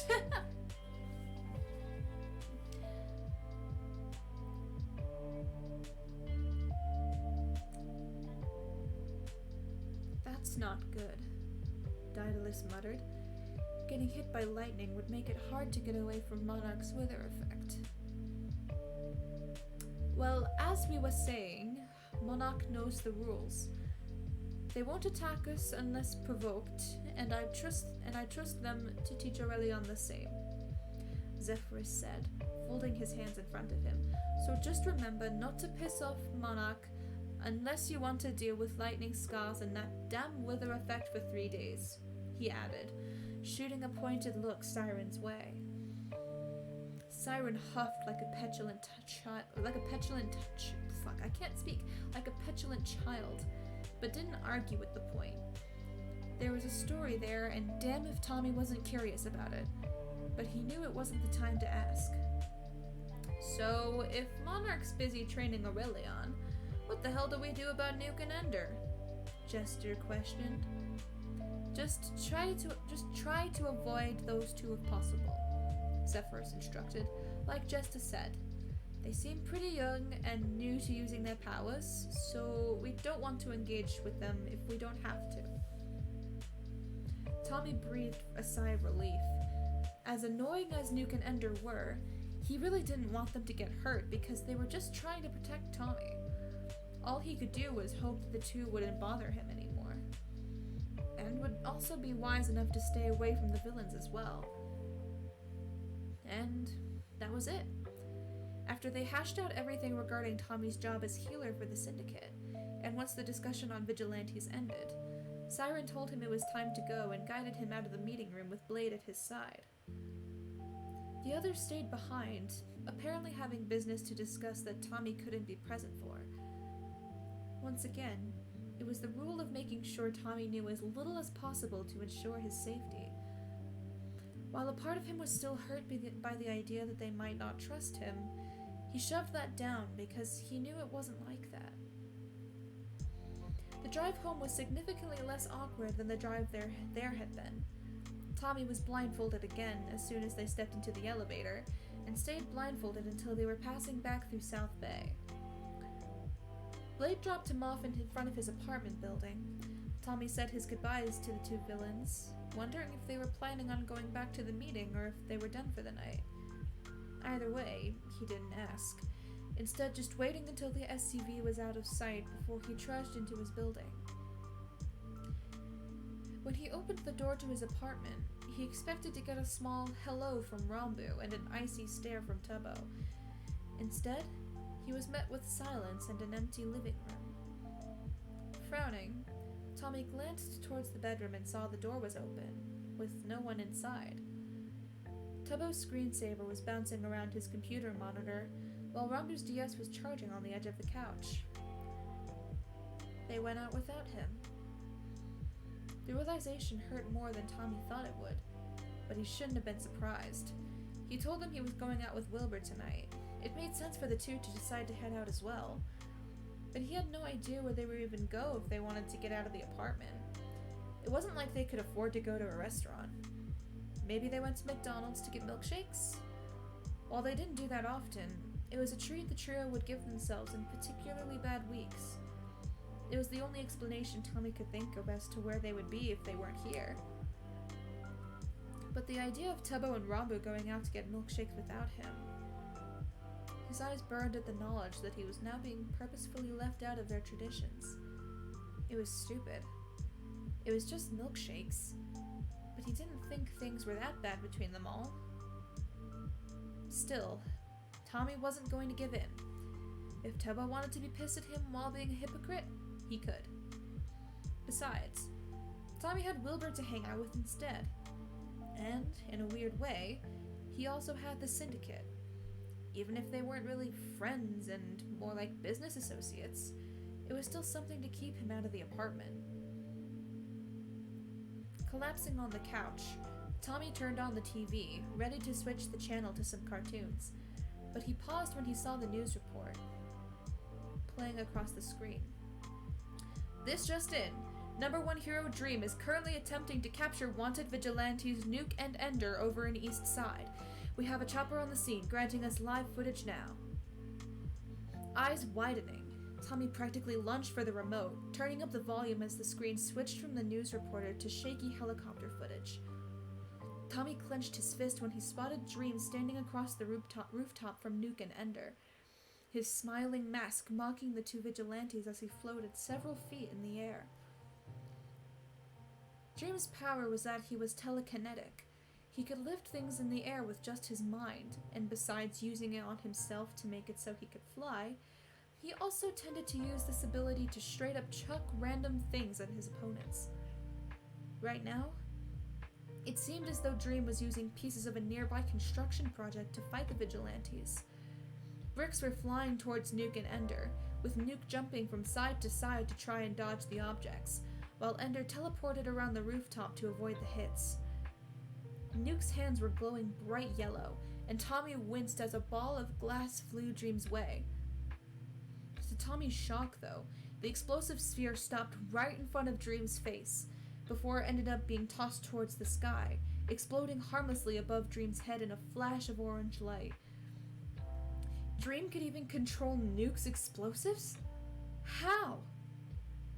Nuke seemed just as startled as Tommy was by this revelation. He leapt back, grabbing onto Ender's side, presumably to teleport away with his partner.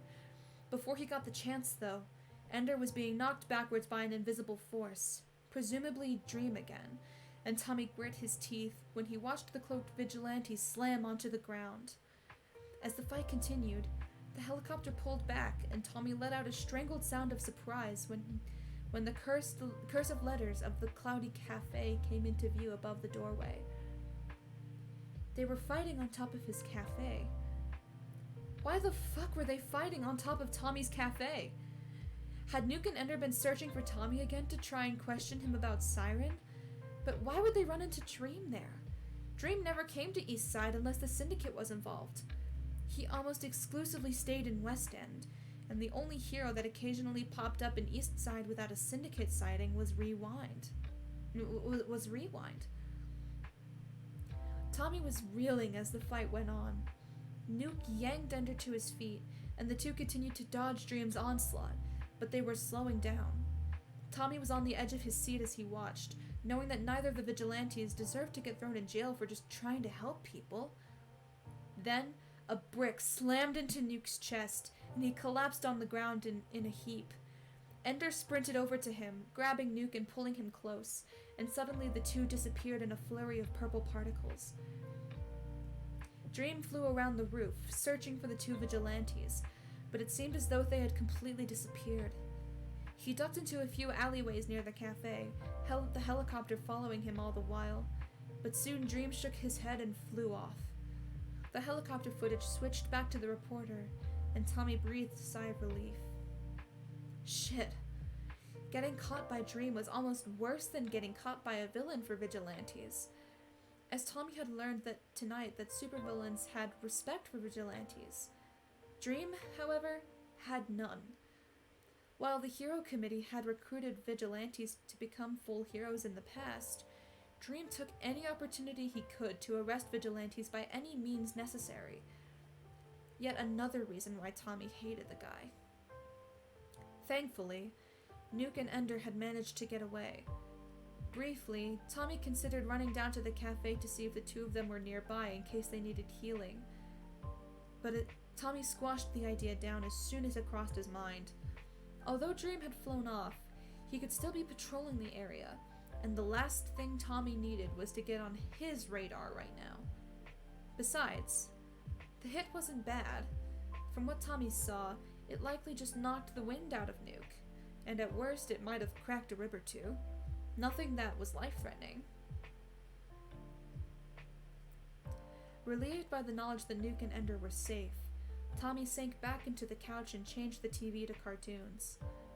It didn't take long for Tubbo and Rambu to come home.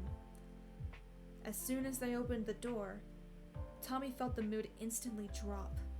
Tubbo was hunched over while Rambu had his arm wrapped around his shoulders, along with a heavy backpack on his back, and the two of them barely acknowledged Tommy as they walked in.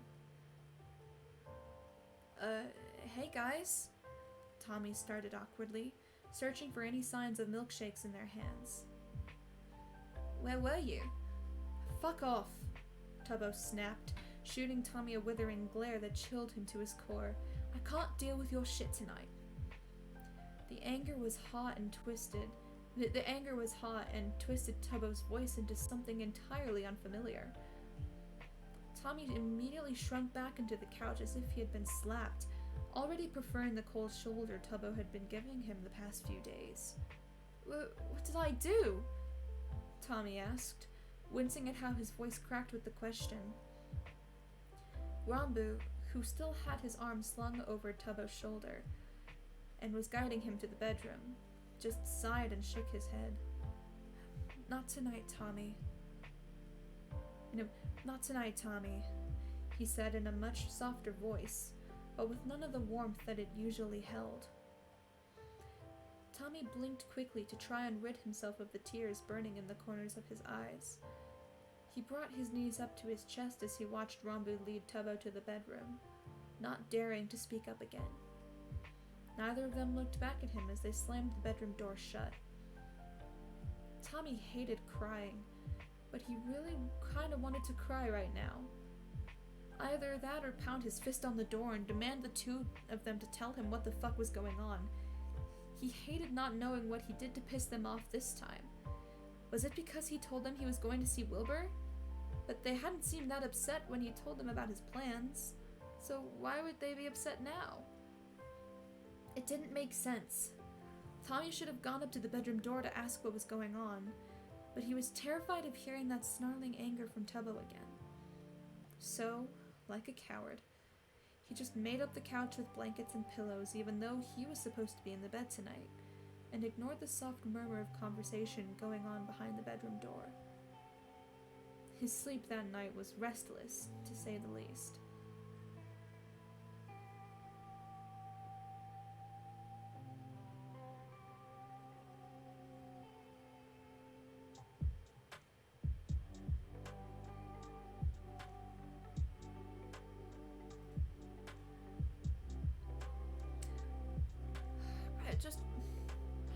I want Tommy to find out, at least. I kind of don't want... I want Tubbo and Rambu to know about him, but not really. It's complicated, but I want...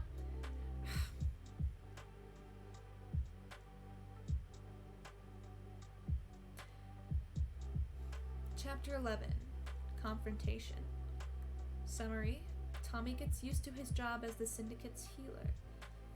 Trigger warnings for this chapter, mentions of injuries, and lots of talk about broken bones / bones in general.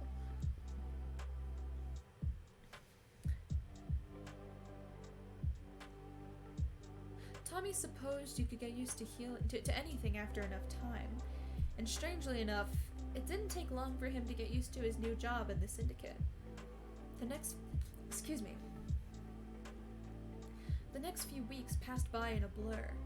Tommy spent as little time at home as possible, which wasn't exactly hard when he was always either at the cafe or spending time with Wilbur. The first syndicate member to need Tommy after official negotiations was Rosethorn. Tommy had closed the cafe already and was going through the standard motions of cleaning when he had received a text from the villain saying she was already outside the back door. When he let her in, he'd grimaced at the long slash she had across her back, but it wasn't too deep and therefore wasn't that hard to heal. Before Rosethorn left, she used her powers to grow a daisy in her hand and tucked it behind his ear with a grateful smile, and Tommy pressed the flower between the pages of an old book when he got home. His payment had been deposited in his account the next day. Thankfully, Tommy didn't share a bank account with Tubbo and Rambu, otherwise they would have gone ballistic at the huge deposit Tommy had inexplicably received. Even though he didn't want the two of them to know about the money, he still took the opportunity to use the cash to pay the next 2 months' worth of rent to their landlord. Then, using the little that was left over, Tommy tried to make a subtle grocery trip and restocked their fridge in a way that Tubbo and Rambu wouldn't notice. Somehow, neither of his roommates seemed to question why the milk that had definitely been close to empty the day before was suddenly full. In fact, Tubbo and Rambu didn't seem to question much of anything in those following weeks. The two were always distracted. It wasn't the same purposeful silence as before, although Tubbo was still taking care to ignore Tommy when he could. But most of the time, the two just seemed out of it. Rambu had always been a bit spacey, but he was even more out of it than normal, and when Tommy poked his arm when he didn't respond to one of Tommy's questions, the boy flinched back as though he had been burnt. Tubbo was similar. He would stare blankly at his computer monitor, fingers still on the keyboard as he got lost in his own thoughts. Other times, he would turn on the news without a word, watching whatever the latest report on heroes and villains was with a strange twist to his lips. Another thing Tommy noticed. Tubbo's hands shook now. He wasn't sure when that started, but he knew the constant trembling in his fingers wasn't something that had always been there. There was something wrong with both of them, and despite how much Tommy wanted to help, he couldn't do anything if they wouldn't talk to him. And they made it clear long ago that they didn't want to talk to him about their problems. The next syndicate member Tommy healed after Rosethorn was Daedalus, who had to take off part of his armor to reveal the hole in his shoulder. Despite Daedalus's reputation as a ruthless killer who has scorned his fellow heroes, Tommy found that the man wasn't all that intimidating when you actually spoke to him. The entire time Tommy was working on his shoulder, Daedalus rambled about his dog and how he was trying to teach her how to roll over, but she seemed to just be trying to trick him into giving her treats. The healing gigs were tiring, but Tommy could manage well enough. Sure, he was burning himself on the espresso machine more than ever because he kept letting his focus slip, and sure, the bags under his eyes were starting to worry Puffy, but it was fine. The healing wasn't causing his lack of sleep. More than anything, it was just hard to fall asleep when the tension in his apartment was thick enough to be cut with a knife. At the very least, Tommy got a reprieve from all the stress when he hung out with Wilbur. Despite how busy the man seemed to be with work, he still made time for Tommy whenever possible. The two would go out to get food at least twice a week, and Tommy had gone over to Wilbur's house several more times since the first day. Sometimes Techno and Phil would join them, and sometimes they wouldn't. But Tommy didn't mind either way. He loved hanging out with Wilbur, but he also really found himself enjoying his time with Techno and Phil too. They were all just so easy to joke around with and be around. It was such a drastic difference to the eggshells he was walking on back home. So despite the stressors in Tommy's life, he had to say, things weren't going too badly. Until everything went to shit in the span of a single night. It had been a normal day at the cafe. Foolish had been eager to leave, Errett waiting for him by the door like they always were now when Tommy came to take over. After a quick goodbye, Foolish had dipped, and Tommy had gone through the evening rounds with practiced ease. At one point, a woman with pink hair and a kind smile gave him a tip that was more than the cost of her drink alone. Later on, a man brought his dog into the store, which he told Tommy was a wolf-husky mix, and the sweet thing licked his face when he gave her a small cup of whipped cream with the man's drink. It had been a good shift. Wilbur was busy that night, but Tommy didn't mind as he bounced around the cafe after closing, humming a song Wilbur had showed him under his breath as he mopped the floors. The lights in the cafe had been turned down low, and Tommy's eyes drooped as he swiped the mop back and forth. He was still smiling from those two nice customers, even though he knew he was going to have to go home to his icy apartment soon enough. The hazy warmth of happiness clung to his skin as he went through the closing routine. A buzz from his phone startled him out of his reverie. Immediately, Tommy set aside the mop and clicked open the phone to see who was texting him. Jester. You around? Yeah, I'm still at the cafe. Okay, I'll be over in 5. Jester. One of the only villains who hadn't come to see him yet. Tommy was a little surprised that Jester was going to come over, considering how rarely he seemed to get into physical fights. Jester was all about using his wit to get the upper hand. Similar to Siren, he wasn't a brute force fighter. Instead, he outsmarted his opponents, aiming to confuse and delay them instead of fighting them head on. If he had gotten hurt, that meant he must have been cornered. Tommy rushed to finish the closing routine so he wouldn't have to do it after he healed Jester. He finished mopping the floor and scrubbed down the counters at record speed, his shoes squeaking against the wet tile as he then raced to prepare the back room. After having more experience with using the back of Puffy's cafe as a makeshift clinic, Tommy knew how to prep the area to minimize his cleanup. He laid a few towels down on the ground near the back door, dragging the first aid kit out from under the sink and popping it open so he could grab bandages if Jester was actively bleeding. Then, he filled up 2 cups of water and set them nearby, one for himself to drink after he was done healing, and the other for Jester in case he was thirsty. Then, he waited. He sat down on the tile and watched the door, counting the seconds until the knock arrived. Drink break.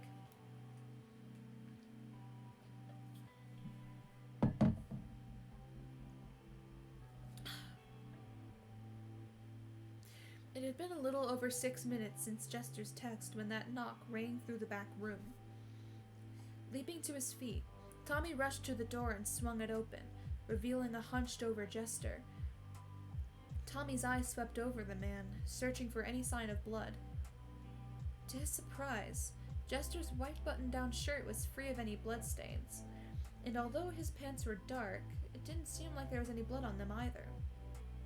However, Jester definitely seemed as though he was in pain.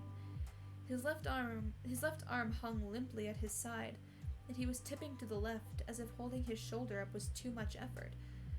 Even though his face was completely covered by his mask, Tommy could tell he was grimacing. "Sup, kid?" Jester greeted, although his voice was tight with pain.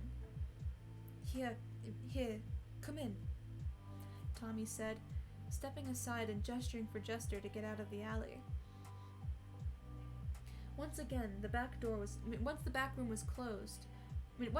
room door was closed, Jester settled himself onto the towels Tommy had laid out without having to be asked.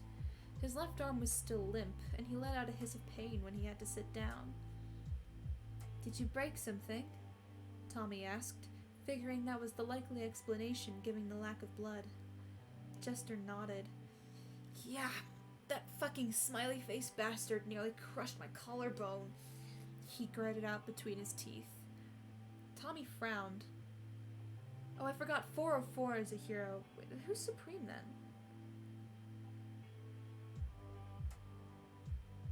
"I have no idea."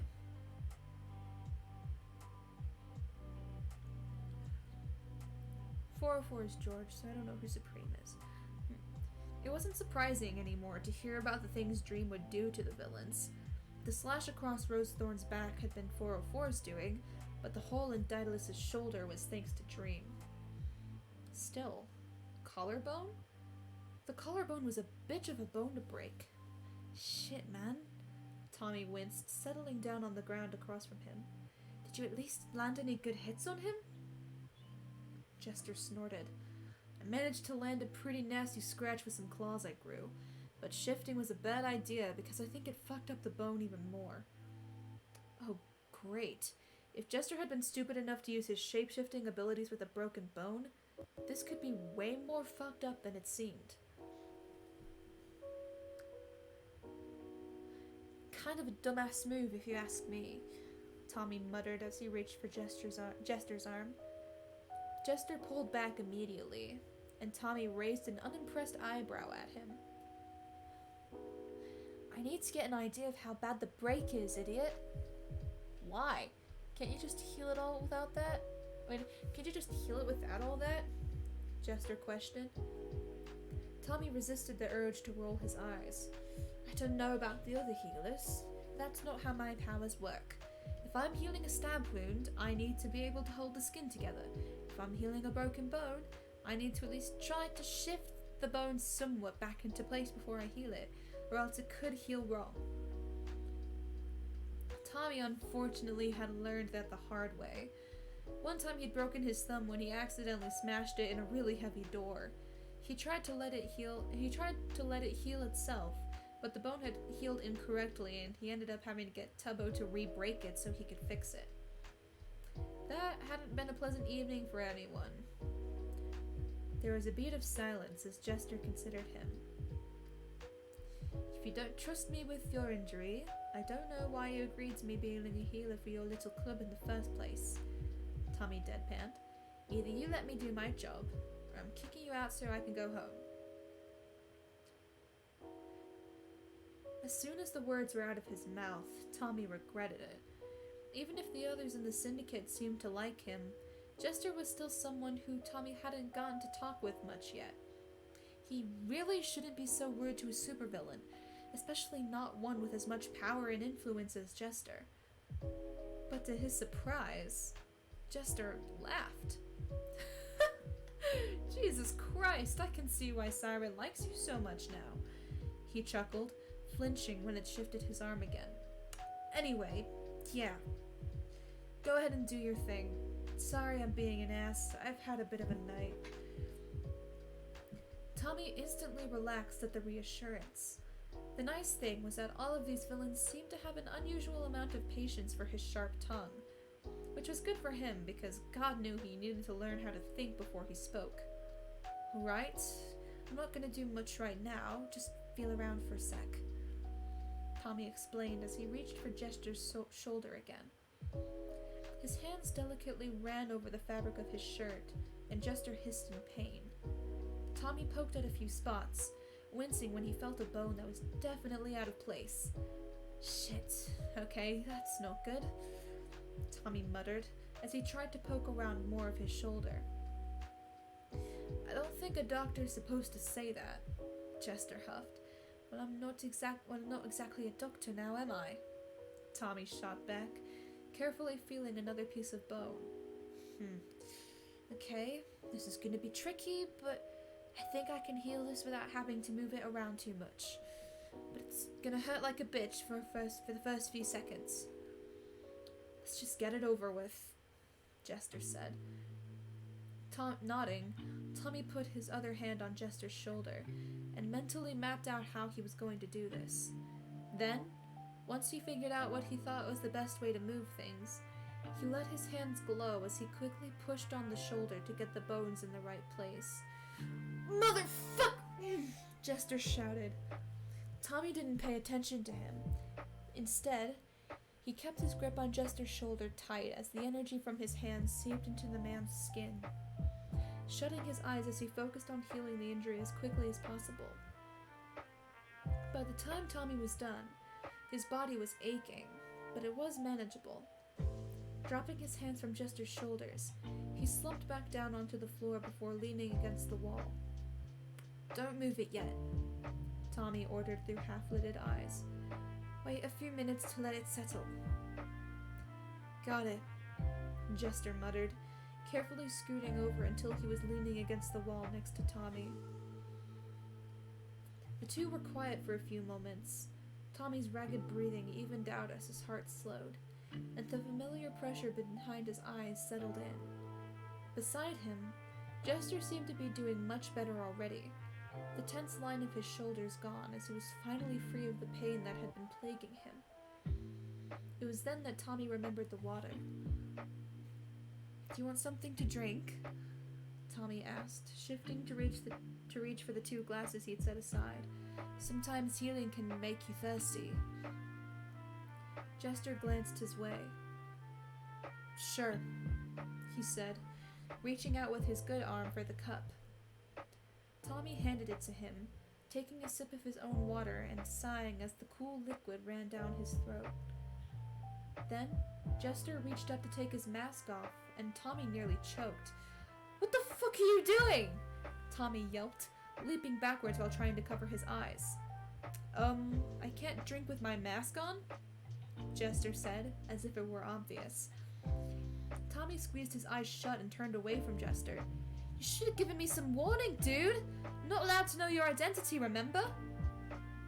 Jester snorted. "Tommy, I'm literally a shapeshifter. So? So I can change my face to look however I wanted to. I wasn't gonna show you my real face," he explained, the smirk evident in his voice. "Oh. Yeah. Okay. That made a lot more sense. So it's okay for me to look?" Tommy asked. "Dude, it's fine. Turn around." Taking a deep breath, Tommy forced open his eyes and turned back around to see the fake face Jester had put on. Tommy shrieked when he met his own eyes. "Do you like it?" Jester asked with Tommy's face. Tommy gulped as he stared into his own eyes, thinking of how this reminded him of some kind of fucked up funhouse mirror. He wasn't sure if it was better or worse than Jester's voice, and when that Jester's voice stayed the same. "That's just fucking wrong," Tommy said with a wince. "Can you change it to something else?" Jester snorted, and then his face was swirling as it turned into something else. Tommy clenched his jaw when he recognized Siren's face, blindfold and all. "Not that either," Tommy spit out, already growing annoyed at this game. "Ugh, such a tough crowd," Jester groaned, before his face began to swirl once more. This time, when Tommy was met with the grinning visage of Mayor Schlatt, he let out a startled laugh. "Okay, that's kind of funny," he admitted. The Schlatt-faced Jester grinned wider in front of him. "Hey kid, I'm Mayor Schlatt. What do you think about our great city?" I think you're doing a shit job as mayor, and that you falling off the stage during that one speech was pretty funny," Tommy said, matching Jester's grin. "Oh shit, yeah, I was so drunk during that day," Jester mocked, struggling to make his voice sound gruffer to match the actual mayor's tone.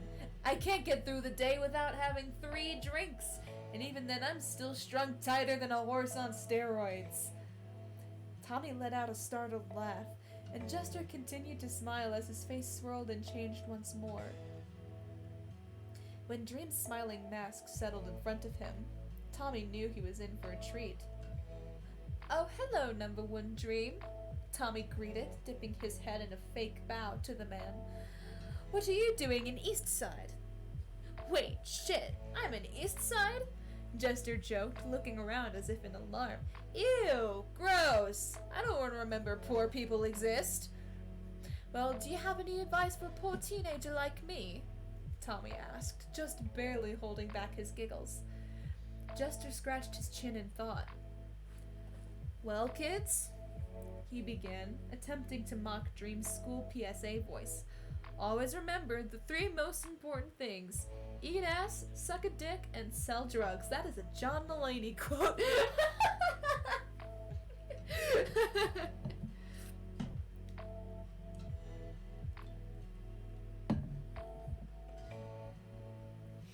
Tommy was full on laughing now, clutching his stomach as he struggled to catch his breath. Jester was laughing right alongside him, and any remaining anxiety Tommy had about being around the villain was gone. it seemed, was actually pretty cool. The laughing quieted down, and things felt quiet as the two of them caught their breath. Tommy leaned back against the wall next to Jester, and silently, Jester's face began to swirl again. This time, Tommy didn't recognize the face Jester was wearing. It seemed like that of a young man with dark eyes and black hair, but what caught Tommy's attention was the long scar that ran through his left eye, turning it a milky shade that Tommy was pretty sure meant the eye was useless. "Who's that?" Tommy asked, narrowing his eyes at Jester. "No one important, just a random face I saw on the street," Jester explained, although there was something off in his tone that Tommy couldn't read. Something was nagging Tommy the longer he stared at the strange face. Like the blur that usually accompanied Jester's transformations wasn't there anymore. If Tommy didn't know any better, he'd almost consider that maybe, just maybe, this was Jester's real face. But Jester wasn't going to show Tommy his real face. He barely knew Tommy, and Tommy didn't want to know anyone's secret identities. No, this had to be just a random face he saw, and Tommy was looking too much into it. "Am I good to go now?" Jester asked, startling Tommy out of his thoughts. Tommy blinked, taking an extra second to remember what Jester was talking about.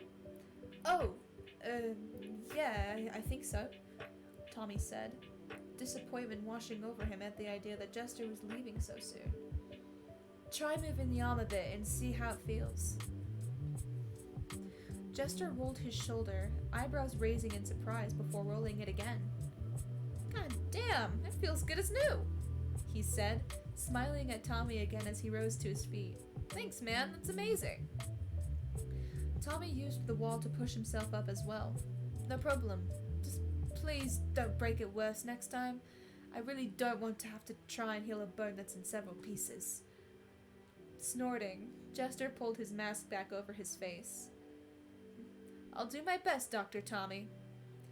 Walking over to the back room door, he put his hand on the door handle, but paused. "You're a good kid. I hope you know that." Where did that come from? Heat rose to Tommy's cheeks at the unexpected compliment, and he quickly shook his head to try and hide it. "I'm getting paid for this, dipshit," he muttered, struggling to make his words sound even the slightest bit gruff. "No need to get all sappy." Jester laughed again. "Of course, my bad. I'll head out now before I embarrass you further." "Yeah, get out of my cafe," Tommy teased. Giving him one last wave, Jester swung open the door to the alleyway, only to immediately freeze when there were two figures standing in front of it. Tommy stiffened up, his heart jumping into his throat as his eyes struggled to make out the two figures in the gloom. Tall and short, one wearing something bulky on his face, and the other... Oh. It was Nuke and Ender. Oh, fuck. Tommy, still frozen behind Jester, jumped when Jester broke the stony silence. "I have to say, this isn't the kind of place I'd expect to run into you two," Jester joked, although there was an underlying tension in his voice. "What the hell's going on here?" Nuke asked, looking between Jester and Tommy with his arms folded over his chest. "What's it to you?" Jester snapped, the joking in his tone having evaporated almost instantly.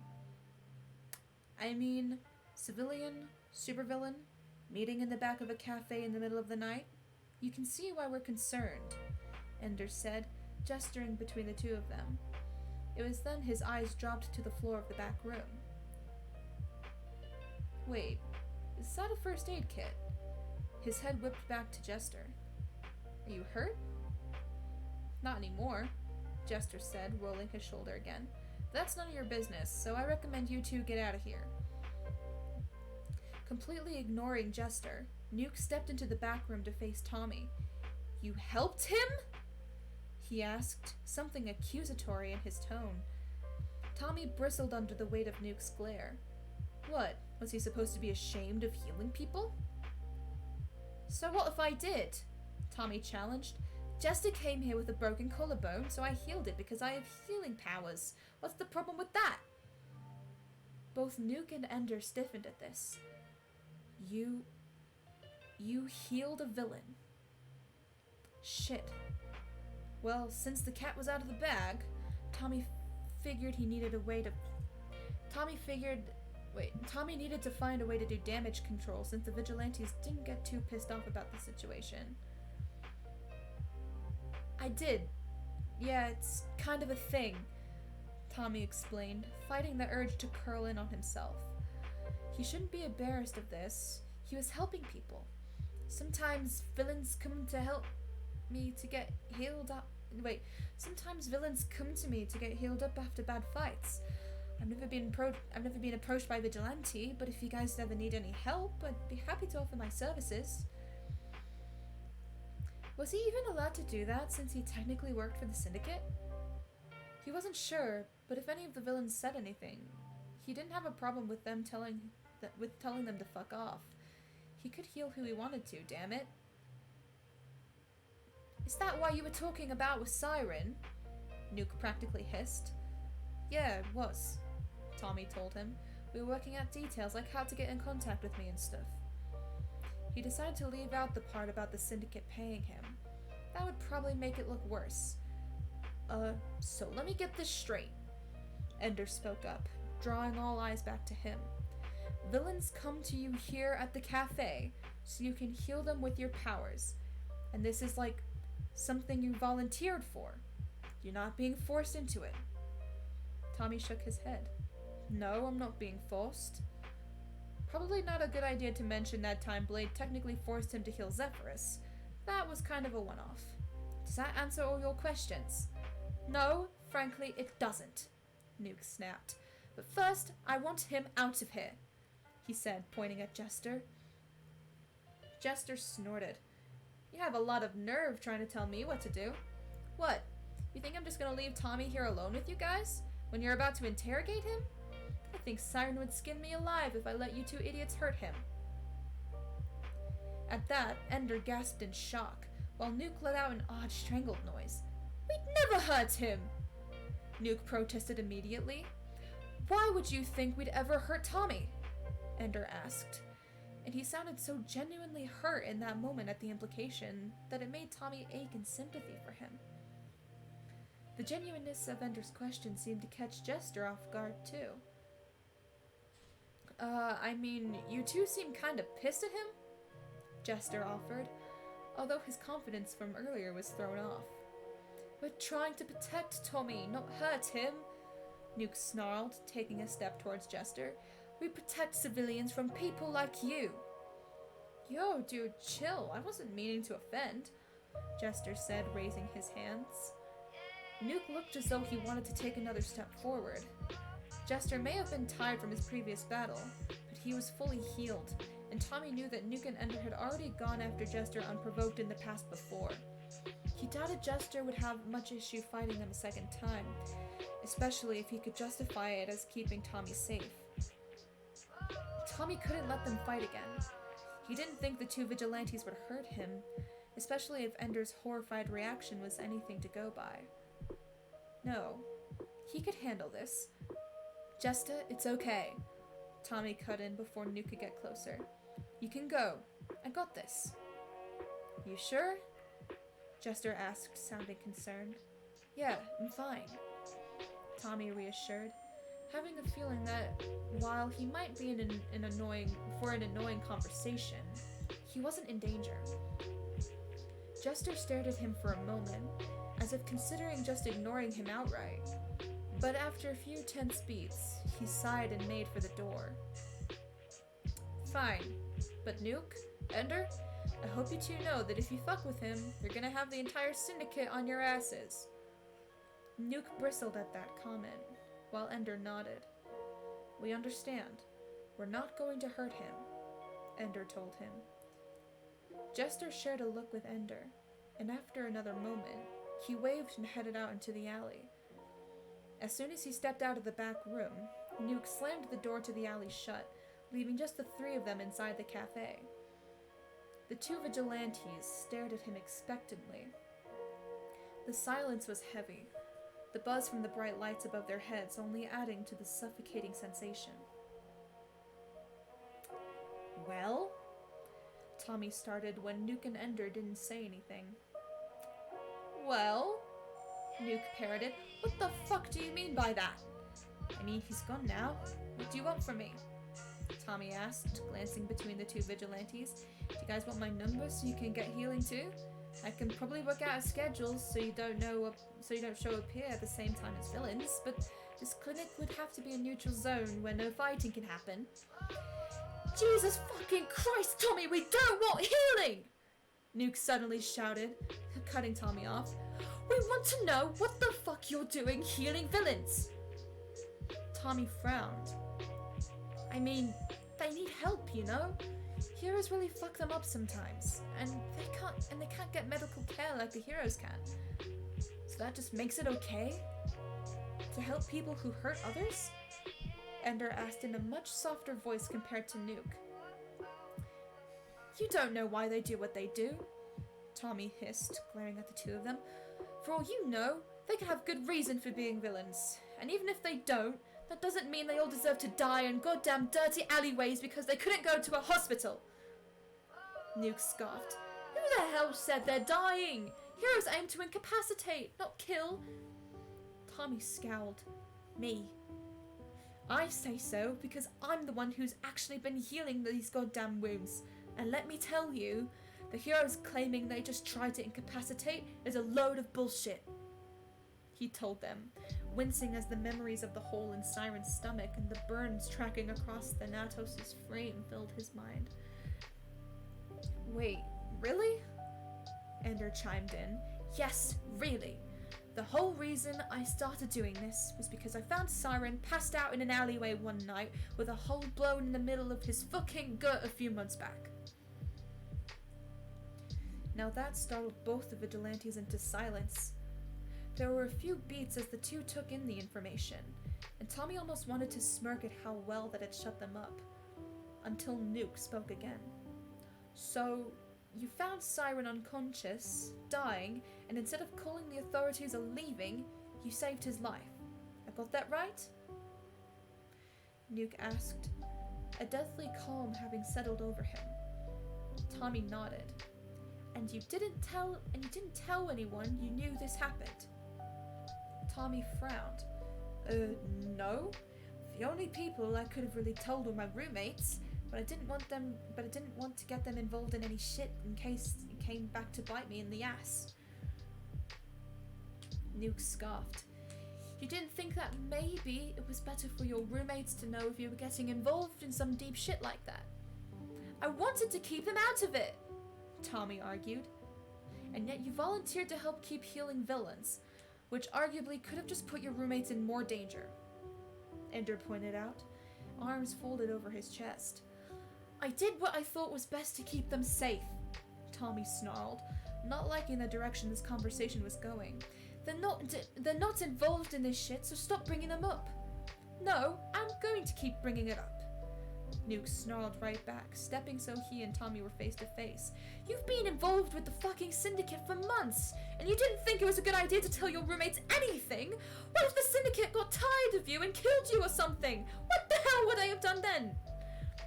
The syndicate was never going to hurt me, Tommy shouted, using his height advantage to try and tower over Nuke. You don't know that! There was no way you could have known that for sure, and the people you live with have a right to know about that kind of shit. Through Nuke's gas mask, Tommy could make out the faintest outline of a pair of eyes. This was ridiculous. Tommy was getting scolded for lying to Tubbo and Rambu by two random fucking vigilantes who knew nothing about his situation. They didn't know that Siren took him out to McDonald's to say thank you for saving his life, or that Tubbo and Rambu also were refusing to tell him shit.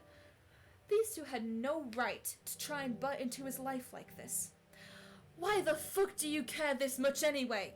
Tommy yelled, glaring at Nuke. You don't even fucking know me, so it's not your goddamn problem. Immediately, Nuke stepped back. There was another suffocating silence as the vigilante just stared at him. His hands curled into fists at his sides. You're wrong, Nuke said in a low voice, reaching up to the strap that held his gas mask on his face.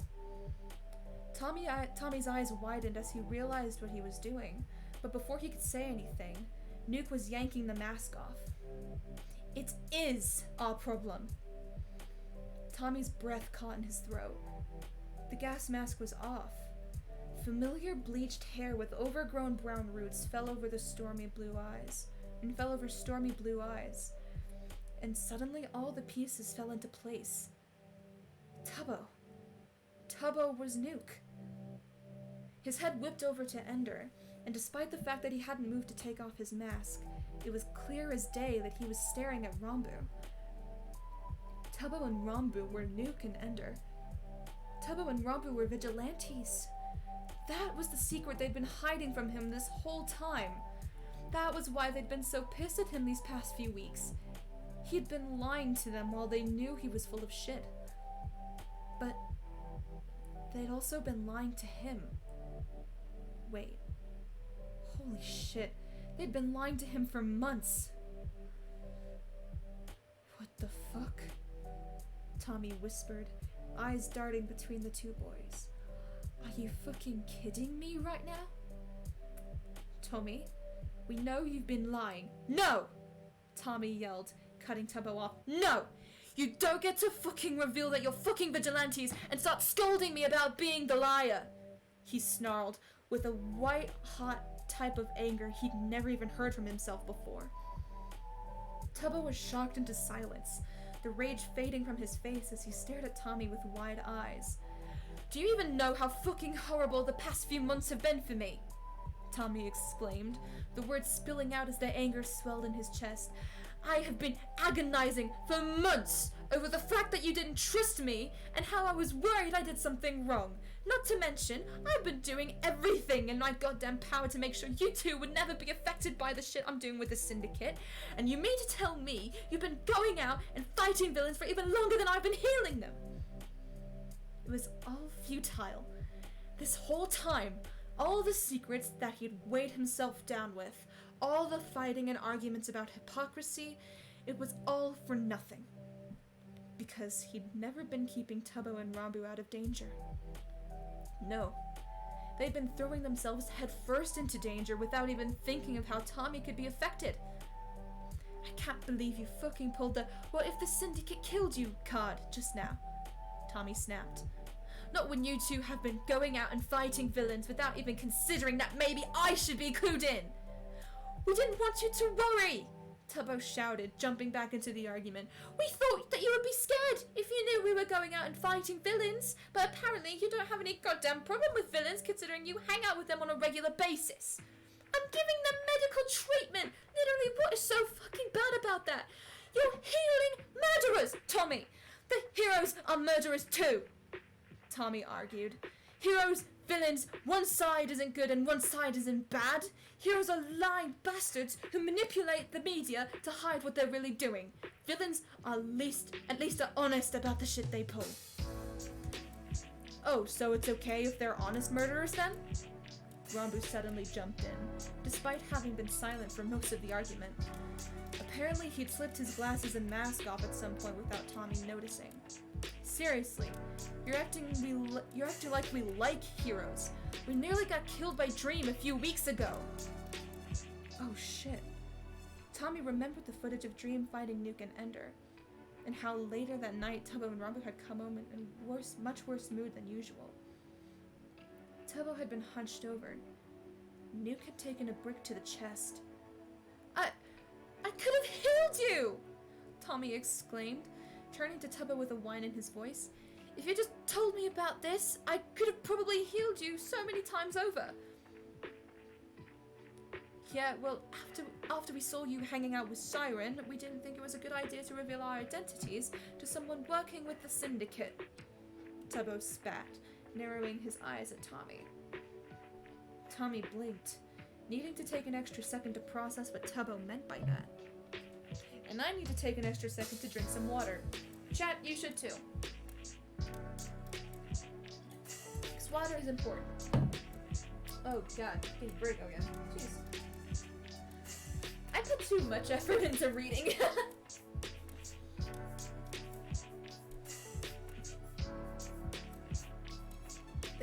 trust him.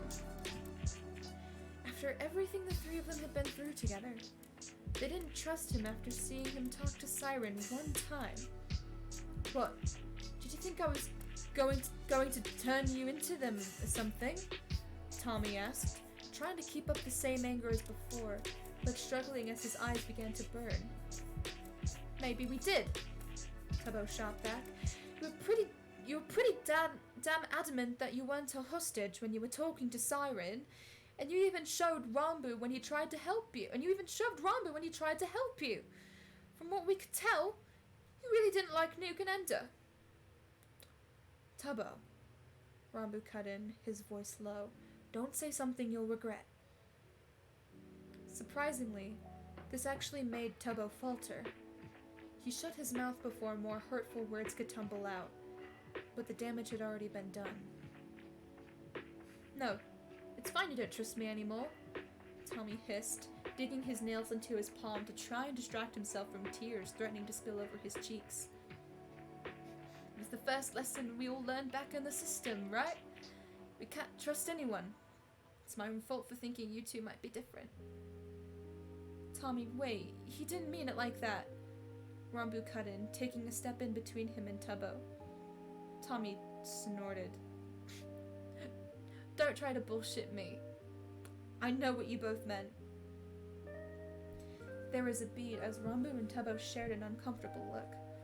Rambu clearly trying to urge Tubbo to say something to try and piece back together this shattered situation.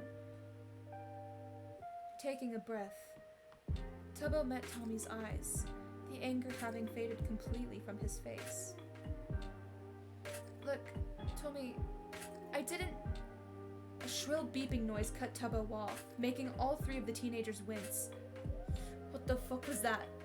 Tommy asked, glancing at Rambu since the noise had seemed to come from him. Sighing, Rambu dug into his pocket and pulled out a small black device. It's our alert system, he admitted, guilt flashing across his features as he tapped on the screen a few times. It tells us when there's criminal activity in the area.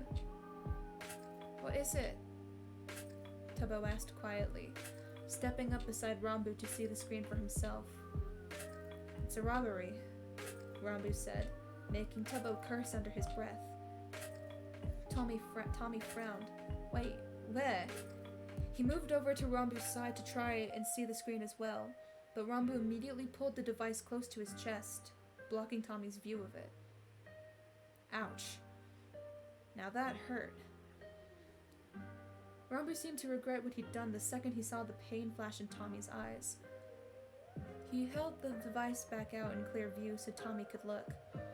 But Tommy didn't want to take the obvious pity gesture since it was clear they still didn't trust him to see their tech, even when he knew what they were doing. You guys should go take care of that, Tommy said, his voice rough. We're vigilantes. We got a job to do.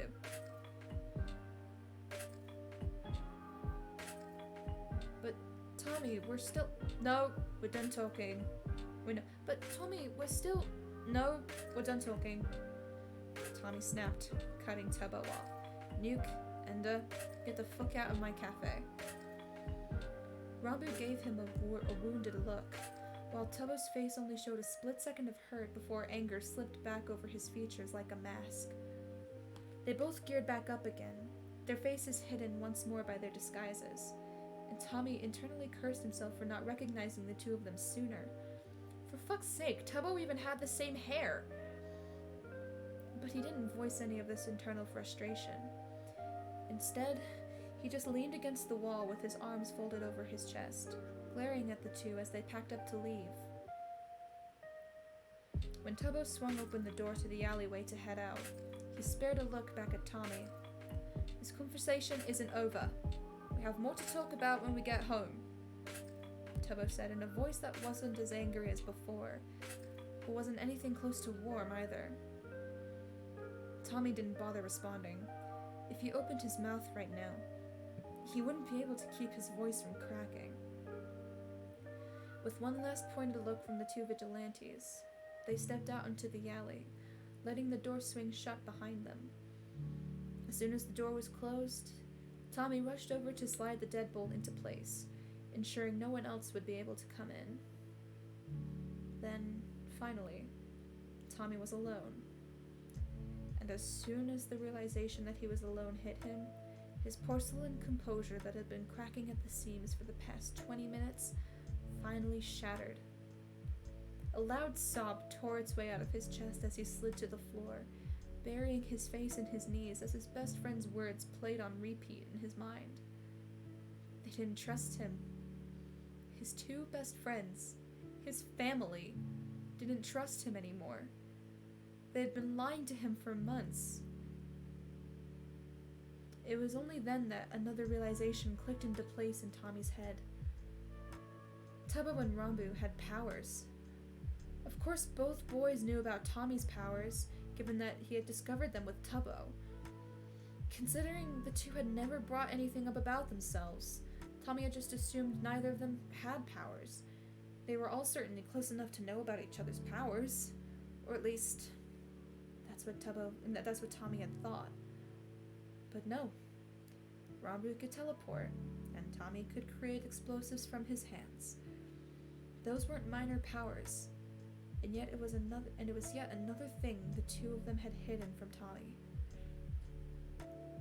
Tears soaked Tommy's jeans as he leaned his head against his knees, struggling to take full breaths as he replayed the conversation over and over again. Maybe he shouldn't have kicked them out. Maybe he should have asked them to stay, asked them to explain when they stopped thinking of him as family. Maybe he wouldn't have liked the answer, but it would be better than being left to wonder. Maybe it would be better. He wasn't sure. Fuck! Tommy shouted, twisting his fingers into his hair hard enough to make him yelp in pain. He hated this.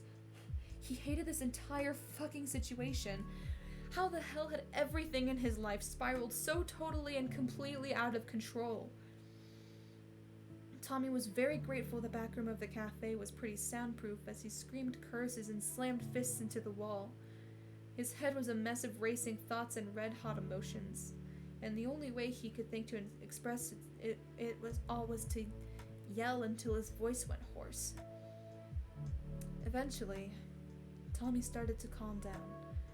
Struggling to catch his breath, Tommy stared at the ceiling of the back room, counting the smudges on the ceiling as he thought about what he was going to do from here. He should go home. The logical thing to do was to go talk to Tubbo and try to work this out with them, and find out where everything had gone so wrong. But he didn't want to. He was exhausted. The idea of rehashing the argument so soon made him want to curl into a ball and hide in a corner until everything just left him alone. He wasn't ready to hear them say it yet. He wasn't ready to confront his family falling apart. Tommy's hand was on his phone before he could even fully figure out what he was going to say. The phone rang in his ear, and he tried to match his breathing to the dial tone to calm himself down. It was only going to be harder to explain if he was still a blubbering mess. The phone only rang twice before it picked up. Tommy? Why are you calling so late?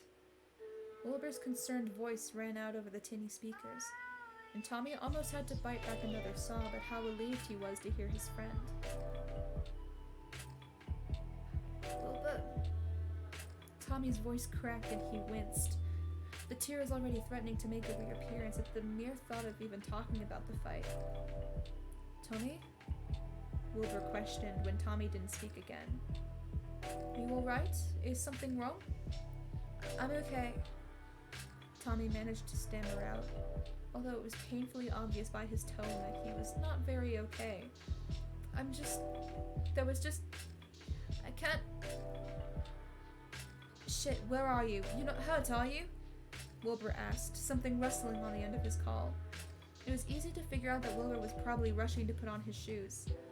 I'm not hurt, Tommy told him, not wanting to send the man into a total panic. And I'm at the cafe. I'm coming to get you, Wilbur said, his footsteps echoing through his phone speaker. You don't have to, Tommy told him quickly, despite the fact that he desperately wanted to see Wilbur right now. I'm not in danger or anything. Doesn't matter, I'm still coming to get you. Tommy could hear the sound of a door slamming behind Wilbur. Are you going to take the train? Tommy asked, not hearing anything in the background to indicate he was with Techno. No, I'm gonna drive, Wilbur explained, and there was the sound of a car engine rumbling to life. I thought you couldn't drive. Legally? No. In theory, kind of. Despite how miserable he felt at that moment, Tommy couldn't help but chuckle. Please don't get into a car crash on your way here. That'll just make my night worse. I'll do my best, Wilbur replied, and Tommy could practically hear the smile in his voice. Do you want to stay on the phone while I drive? I should be there in about 10 minutes.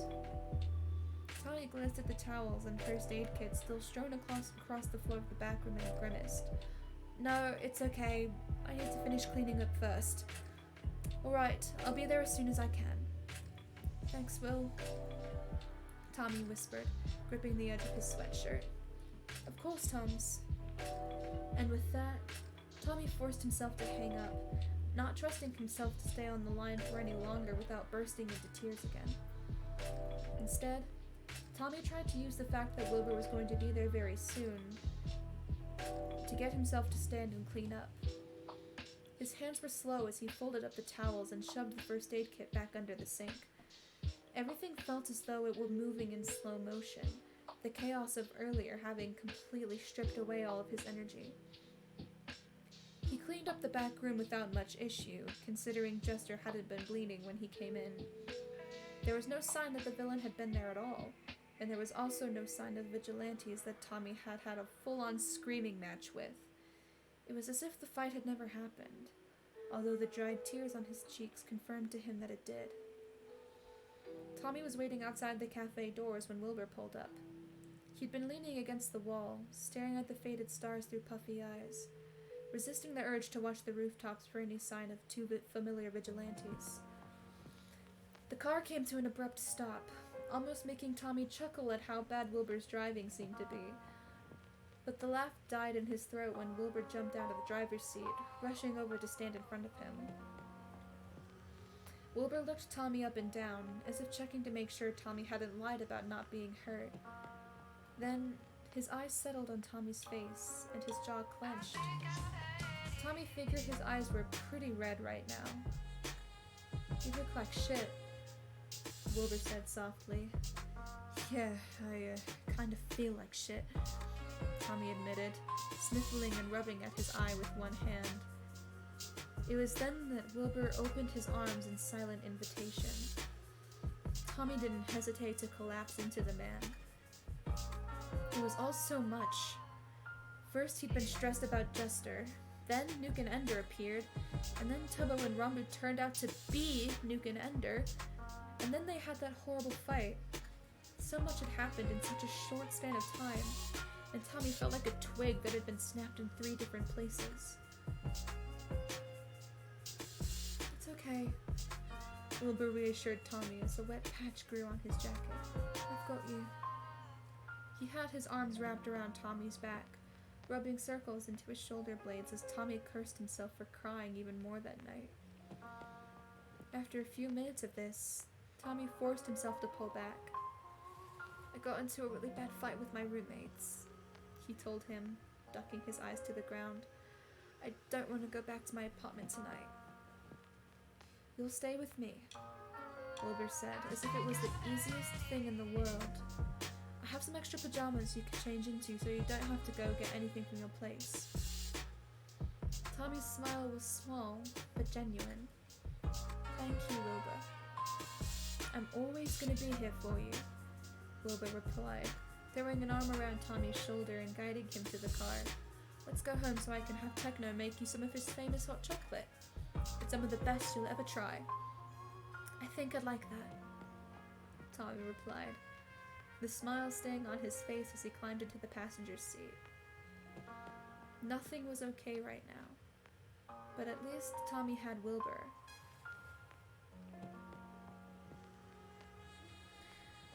Oh, God.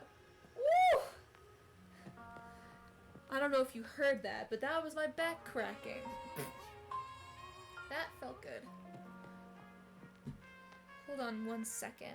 I think I heard my cat outside my door. So let me see if I can bring him in for a moment, because I know Twitch chats love cat content.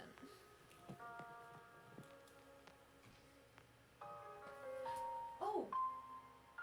He wasn't outside my door. He was inside my room. Rexy, how long have you been in here? Come here. Come say hi to chat.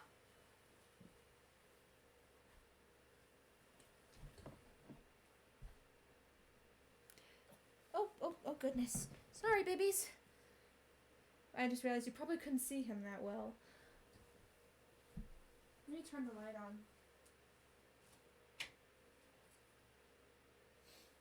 Okay, babies. Come here.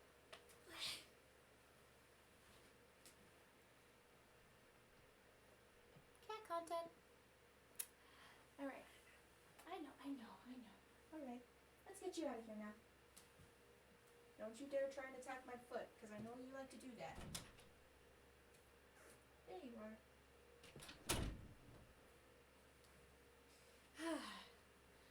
Alright.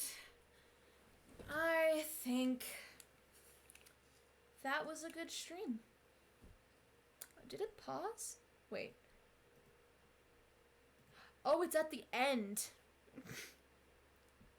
God, I've been streaming for 10 hours. And God. How many was that 3 chapters that I read? Jeez. Okay, well, I think that is going to be my stream. I don't know what I'm gonna be able to stream next. With my new work schedule, along with school. I mean, I have spring break next week, but then I'm gonna be going back to school after that.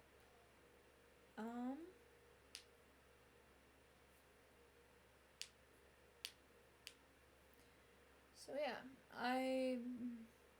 I'll try and stream within the next couple of days. It's probably gonna be me playing on Minecraft or something. But until then, I will see you guys next time. Bye-bye!